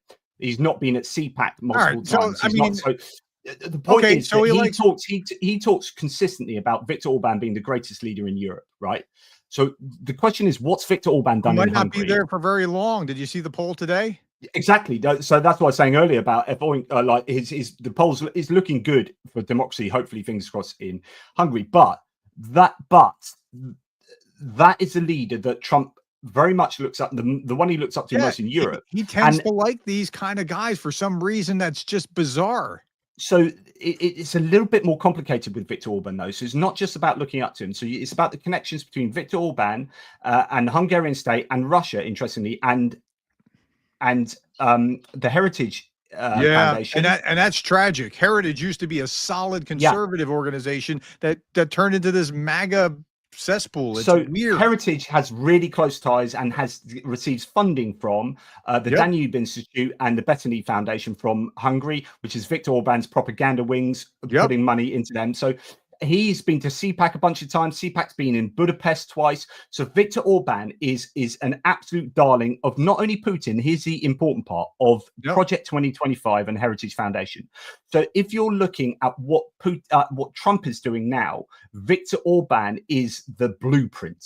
Right. So when you're talking about controlling the media and removing and starting to control, when you talk about Viktor Orban controlling the judiciary and the media, then take that as something that Trump is almost certainly trying to emulate. Is my point. There is not just he looks up to Orban. I think there's emulation going on there as well. I can't prove that that's the case. You might be right, but I can't prove it. That's my plight. And when you have Tucker Carlson's father on the board of directors for the company that lobbies for Viktor Orban, and Tucker Carlson's son is a speechwriter for JD Vance, then you start joining the dots up. Tucker Carlson's son is a speechwriter for Vance? Yeah. Yeah. Really? Yeah. As far as I'll go and check that out, but I'm pretty sure I didn't know that. And Tucker, if you want to know who has Trump's ear in regard to Ukraine and Russia, it's definitely Tucker. Yeah. And Prof, I would just say this because there's a comment that's stuck over here. So guys, we see a back screen in here with all the comments and all this stuff. Rick Van Veen. Oh, please. Hitler was elected democratically before all hell broke loose.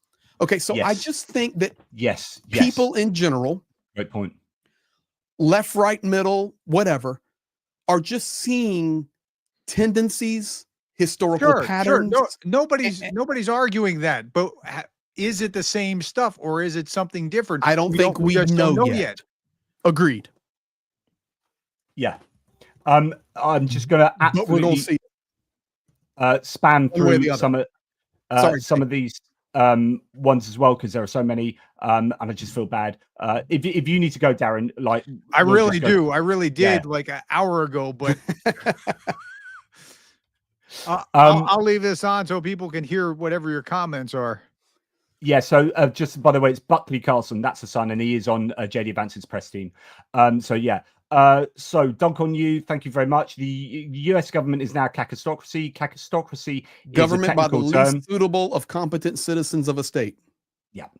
Stephen Bendell, Jonathan ×2, and Greg, you are right about Trump. Oh, it's lucky that Darren's gone then. Nobody's still listening. Oh, is he still? Sorry. Thanks, Stephen. No, I'm getting ready to get a call from Prof.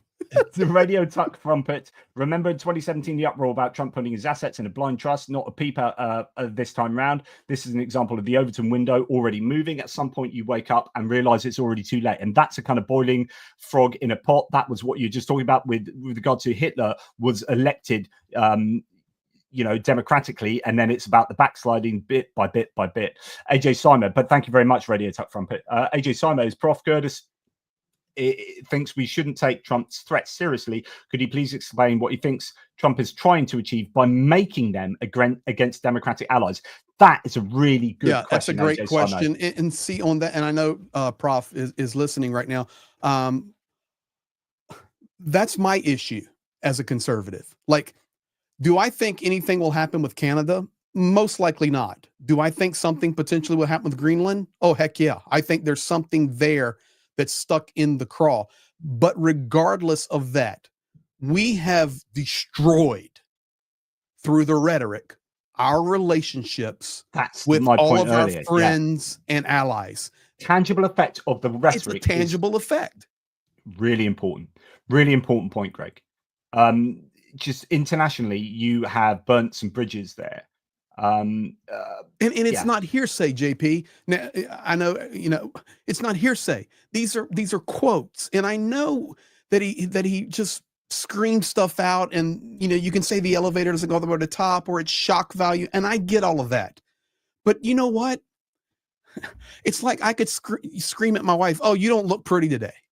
Well, guess what? That's going to have an effect. You can't just put it as shock value. I've now damaged that relationship. And that has consequences. And in lieu of those consequences, we're looking at potential of literally World War III. Yeah, 100%. And this is for Jonathan Fink. Get well soon, Jonathan, from someone who also had to stay in bed for a few days. Thanks again for the whole round. to the whole round. Papa Dutch, is there any difference between the KGB, FSB, and the mafia? I think they swallowed each other. Well, I would certainly say agree with what was being said earlier, that I think there is an element to, well, obviously Russia being a mafia state, but behavioral patterns are the same. But I can tell you one thing: the KGB, FSB, they weigh deeper in the hole than the mafia. Papa Dutch, could Trump be self-gaslit? I mean, there's a lot of hot air coming out of him, so possibly. The little whiskey shop, thanks. This is awesome to see Mark on board. POTUS said on global TV there was nothing classified in the Signal chat. Yeah, so this is wrong, because it clearly was. And actually, I heard Jeffrey Goldberg. I listened to 2 of his interviews today, and they're both fascinating. One on the Bulwark with Tim Miller, where he was like 100% is classified. And even like... yes, you can get into technical definitions of classified, but if it's not classified, what they were saying in the hearings was, if it's not, so some of the experts were saying this, as they all not experts, Tulsi Gabbard and John Ratcliffe, it was classified, it wasn't classified. It's like, if it's not classified, tell us what they said here and now. If it's not classified, you can tell us what was said. And they're like, oh, we can't tell you, type thing. And so it was classified then. So there's a real issue going on with the idea whether it's classified or not. JP, regardless, you just don't have those conversations on a Signal group and add a journalist and then push the blame everywhere else and then threaten, well, that's a horrible publication anyway, and they're going to be closed soon. The whole narrative is just wrong, all of it. Yeah. Anyone seen the US-RU talks minutes? How do we know peace talks are not a pretext to conduct covert trade talks on behalf of Trump corporations with Ukraine as a bargaining chip? I think that's exactly what happened. And I think, yeah. Agreed completely. I think we don't even need to see the transcript. What we can see is the results in what is being made public now. It was a majority trade talks. That's yeah, clear. I absolutely think so. Number 3, consider demonic possession and influence, etc. Well, I wouldn't believe in that kind of stuff, but actually, looking at Trump and his lackeys, maybe. The problem with Professor Gerdes' argument is that MAGA believes him like he's a god. I fully think this. I've written articles on how there is a deification of Trump, and any criticism of him is akin to blasphemy. It's really important. Dunk on you. Stay tuned, because you just gave everybody a commercial. This was actually what we were planning to come together and talk about with Jonathan Fink, Jonathan Pierce, and myself and Professor Gerdes, was about this very topic. And we will be back to it. So you guys stay tuned. It's shocking what is happening, especially you guys know I'm a conservative Christian. But it is disgusting what is happening in the nationalist Christian right movement with the Trump MAGAs who believe that he is Jesus walking around. Yeah, and it's very similar with Elon Musk as well. Like the deification of him. Different group, but the same thing is happening. We're seeing this behavior happening in different. Yep. Where you can't, if you criticize them, it's like blasphemy. You cannot criticize. It's like, therefore, it's illegal to criticize. And I think there are real similarities. Takes us right back around to the tyrannical discussion. Yeah. I believe the professor is representative of how Trump is the president, because people can't believe what he really is. Time to wake up, Prof. An interesting point there. And thank you. I will say this. Listen, guys, I know he takes a lot of heat in this regard, but I'm telling you right now, Prof is not a MAGA, and Prof is not even a pro-Trumper. Prof is just ethical in his analysis. And I know I probably just lost a lot of you right now, and that's okay. But I'm telling you, we're personal friends, and he just wants to find and prove the truth. And I'm telling you, as this comes out more and more and more, he will be a pounding voice against Trump and MAGA. I'm just please, I'm telling you that he's not. He's looking for truth. He just views it differently in how to get there than I do, and I view differently than Johnny does, and Johnny views different than Jonathan Fink does. But we're all fighting for the same thing. It's just different ways we approach it. Papa Dutch, Wittkopf, yep, absolutely. German for head, by the way, Kopf, in case people were wondering. Papa Dutch Trump must have had to put the meeting down as one of the 5 things he did on the list for Elon. I'm not quite sure what that is in reference to, but thank you anyway, Papa Dutch. John Doe, again, every psychiatrist on this in the world would say that it is the idea to grant a malignant narcissist with psychopathic traits unless power, nuclear weapons, and guaranteed immunity. I think I mistranslated some of that. Wake up, people. But yeah, I think, you know, he is a malignant narcissist with psychopathic traits, and he is craving after power. I think that to me makes sense. 2% paves the road for the next 2%, says F Oink. I guess that's throwing the spaghetti at the wall and 2% of it sticking, and then That's then exactly allows right. yeah. So Jim Smith, question for Gerdes: why did Trump remove the women's and people of color's names from Arlington's Veterans Cemetery website? Again, that is the anti-woke gone haywire. It's not about the libs and cons, it's good and evil. Yes, Great and no. comment, Mertzi. Mertzi Yes. is a Ukrainian veteran, not a Ukrainian military veteran, but I mean a Ukrainian volunteer veteran from the U.S. And I won't give dates or nothing, but heading back to Ukraine to help and got a partner going with him. I think there's a lot going on in the US that is explained best by owning the libs. I think they're doing some ridiculously stupid things just because it owns the libs, and actually they're actually not particularly popular, but it's kind of still owning the libs, and that's a lot of what Doge is doing as well. So Gerdes, why do you think the whole entourage of the US admin is going to Greenland to watch a dog sled race? JD Vance and wife Mike Walls. It's interesting. However, I will say, but this is why I think Trump does believe what he says, but he gets pulled back by people around him. The last thing he said about Greenland was talk about the concept of Greenland as well, which is really weird. But he has toned some of his rhetoric about Greenland back, because I think he's been told that is actually now untenable.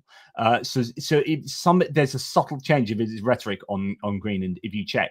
But again, it's not because he didn't believe originally that he could take Greenland. Now so people are convincing. Let me go back, because you and I are always the ones that hang on here the longest. That is what Darren's saying. Is he will shock, make these statements, then back up on it. Shock, make these statements, and back up on it. What we're saying, though, is the behavior in general is narcissistic and tyrannical. So you see what I'm saying? Greg. I'm not defending him. I'm not absolutely defending him. I'm just saying this is you just said. But the backing up. So this is what I'm different to Prof. Gerdes, because he says he'll throw crazy stuff at the wall and then back up. But I would say the backing up is done not because he doesn't believe it and he never believed it. He believed it. He backs up because people around him who know better are the ones that rein him in. So then we get to the point of who's speaking into his ears. Yeah, exactly. And also, like, he says things like the Gaza thing. He thought, that's going to happen. I've been listening to Jared Kushner, and this is all sound. And then he gets told, oh, by the way, it's never going to happen because Saudi Arabia aren't going to do it, Egypt aren't going to do it, Jordan aren't going to do it. And then he goes, oh, okay. So he did believe it, and then he changed his mind because he's pulled back by the people, but not because he didn't believe it in the first place, and he's pulling back. I like Adam Brown's comment right there. Trump wants a legacy no matter who he has to get it. I think that's absolutely true. And I said legacy earlier as being one of the driving things. Wittkopf is a Russian. His parental grandparents were born in the Russian Empire, or in Russia, I believe, Steve Wittkopf. Thank you for that, Cleonic. I've dealt with a narcissist firsthand. I can tell the prof that trying to rationalize the mindset is impossible. It's the same as trying to rationalize any mental disorder like anorexia. So thank you for that, Cleonic. That's really it's very solid comment there. Yep. And that's where we're at, trying to rationalize something that is irrational. Correct. Yeah. Michael Future, fertilizer deal is to replace Canadian potash. Yes. So this is So the attack on if Prof. Gerdes was still here, so there is a lot to Canada and a lot to economic coercion and a lot to wanting stuff from Canada that they really need. Potash, and if you can't get it from Canada, then lifting sanctions on Belarus and whatever. But yeah, that's why they want to do deals maybe with Russia to get hold of fertilizer as well, given that they're putting these tariffs on Canada and they might not get things from Canada. Stupidity in essence, thanks for this. From the European side, I can't see Putin re-entering the global community, at least not in Europe. He is so hated that no one rests before he is dead. I would broadly agree. It's going to be interesting to see when you have the US wanting to bring Russia back into the fold, or at least the Trump administration, wanting to bring Russia back into the fold, Europe not wanting that, and there's a natural huge tension there. It's a comment in there, Greg. Be careful coming back. Customs might pick you up to question you about your activities there. That happened on my last coming in. It's happening for most people coming back from Ukraine right now if you've been there multiple times. Wow, yeah, that's bad. Papa Dutch again, what we need is not only peace but justice in our time, and that's why it was really good to hear the use of the term just peace by Rustam Umarov in his comments a couple of times. Okie dokie to Ukraine with love. Absolutely, Okie dokie is awesome supporter. Thank you so much. Mitch Mazarol, thanks, gents, from a Canadian who's probably got himself like 15 guns now, ready for the Americans. He's there. Second Amendment. Oh no, I'm Canadian. No, he probably hasn't. I don't know. Mitch, so thank you. Mitch, from one Mitch to another. Ashdown, could we do this same live but concentrating on solutions? Great idea, Mitch. Yeah. Papa Dutch, how come they can receive signal in the Kremlin when everything else in the West is unavailable? I don't know if signal is unavailable, but there's VPNs and all sorts that you can obviously use. Oh, Signal is used. Okay, so guys, just so you know, Signal, the chatting, one of the messaging platforms, it's used all over Russia. It's used everywhere. Yeah. Additionally, in case you guys were wondering, Russia does use Starlink as well, right on the front lines. So yeah. So everything is everywhere, guys. Blonde Bombshell, I presume for you. Big thank you to an amazing chat and panel. Love to all. That's amazing. And I saw her say it in the chat. And Blonde Bombsheller is my mod coordinator, team leader, chief, queen, whatever, Queenie, young. I call her young lady in Discord. But I'll tell you this: she's making her first trip to Ukraine. And she's going with Mercy. And the only reason I feel free to say it now is because I saw the chat roll by and she said, I'm going to with Ukraine with Mercy. Yay. So thank you, Blonde Bomb. Yeah, I love it, man. It's awesome. Mark from the Little Whiskey Shop has said, JP, you missed the point of my question. If POTUS, so President of the United States, Trump, states to the world all is unclassified, surely all of it can be released legally. Yeah, that's a really interesting point. And that's exactly what that's what I said about the hearings in Congress, saying, if it's not classified, then I think it's John Ratcliffe and a few others that were using this argument. If it's not classified, then you can show it to us now. And then they're like, okay, so it is classified, in which case it is inappropriate. But yeah, really great point, Mark. Ole Nielsen, thank you very much. That's absolutely amazing. And cheers, you must bed dry. I'm not quite sure what that means, but I must be dry. Yes, I do need a drink, that's for sure.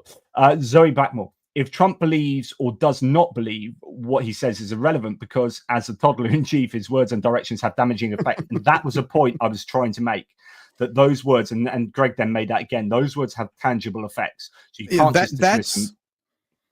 That's okay. The pen's mightier than the sword. Okay, that's written word. The power of words is beyond description. If you Trump unified Canada with his words.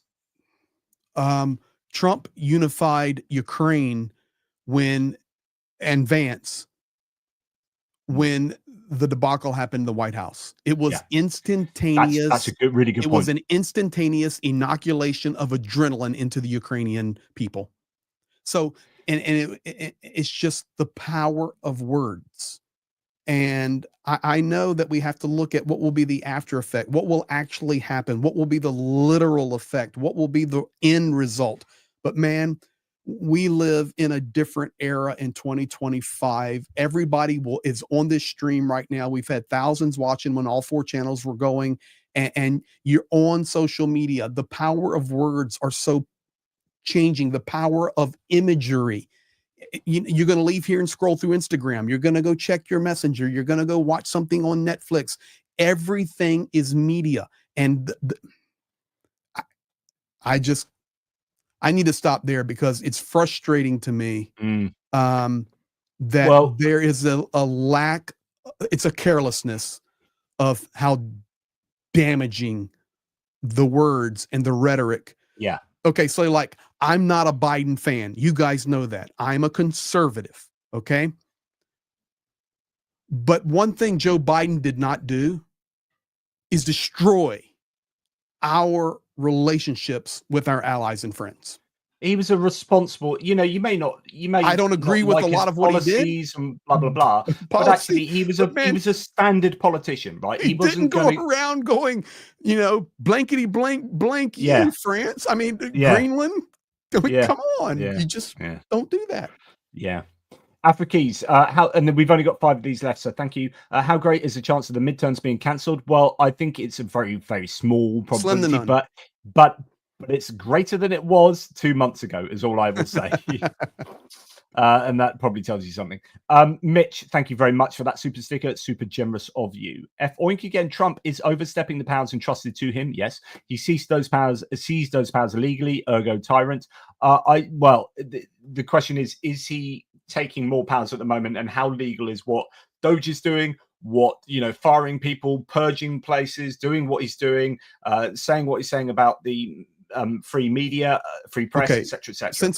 Since we've gone this long, and F Oink's a big supporter there in Hungary, let me just make this statement: Trump overstepping powers entrusted to him, he's meaning to say those powers illegally, ergo tyrant. Here's the problem: when you have the action, I'm trying to really state this properly and politely. When you make blanket statements that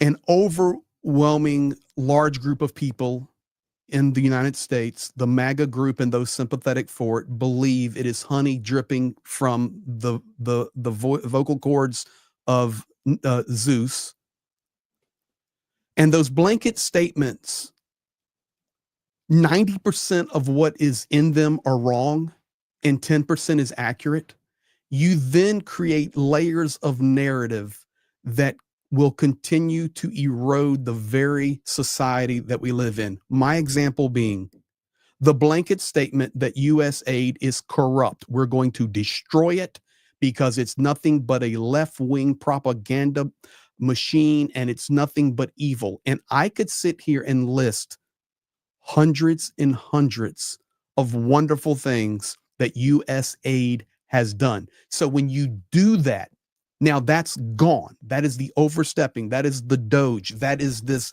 This is what I think Prof is trying to say. You come in, you push it, you back up, then you come in and you push it. But the blanket statement, it's the same thing. It's the blanket statements on Ukraine, the blanket statements on Russia. This is what we're experiencing in America right now, Johnny. And this is an American saying it. Yeah, absolutely. So Ida says sociopaths have supernatural faith in their own abilities and what they can achieve. Interesting observation. Papa Dutch, you've got to understand by training, Doc Gerdes deals strictly in fact, standards of proof or evidence. Thank you for that, Papa Dutch. John Panciotti, incredibly generous on my channel. Wow. Thank you for your hard work. Trump has made all Americans look like fools. Thank you, John. Thank you, Papa Dutch. Yes. I wouldn't disagree. Well, I hope I don't look like a fool. No, it is true. Yeah. No, actually, and I'm very careful these days to differentiate, Greg, when I talk about America's doing this or the US is doing that, and then I try and catch myself enough to say the Trump administration is doing this. Well, there's right? Because that's correct, sir. There is a regardless of what you see out there, especially for those of you watching from foreign countries. And when I say foreign, it's not foreign if it's your home country, but I'm an American. So if you're not from America, Yeah. I would say this. There's still a massive amount of people that stand with Ukraine, support Ukraine, Yeah. donate, give, volunteer. I have yet, as Professor Gerdes has said many times, I have yet to drive down a freeway, be in an airplane, be in a store, be anywhere in the United States where I have seen a flag or a bumper sticker that says I stand with Russia. But I have literally seen tens of thousands of blue and yellows everywhere. That is the reality. And you know what? Let's be thankful, because together globally, people from both sides, different viewpoints, doing the right thing, trying to fight for truth and justice, as Ukraine is fighting for. Absolutely. So Even just the Brits. one more left. Thank you, John Panciotti. That is insanely generous, by the way, and I truly am thankful. And stupidity in essence. Trump has unified Denmark. We have stars now on all European products in the supermarket. So Trump's words matter. Absolutely. Great And point. that's exactly the point I was making earlier. Like, do not dismiss his words.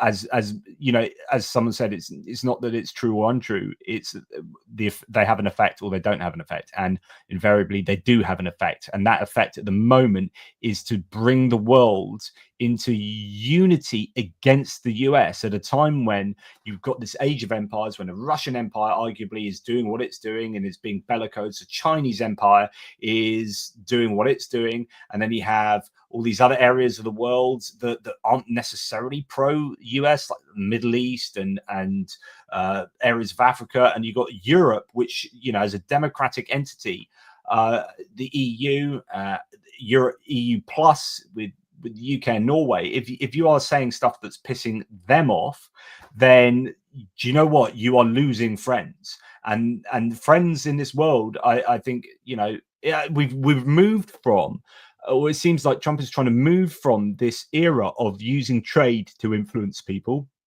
to using naked power to influence people. So that is going back to the 1700s.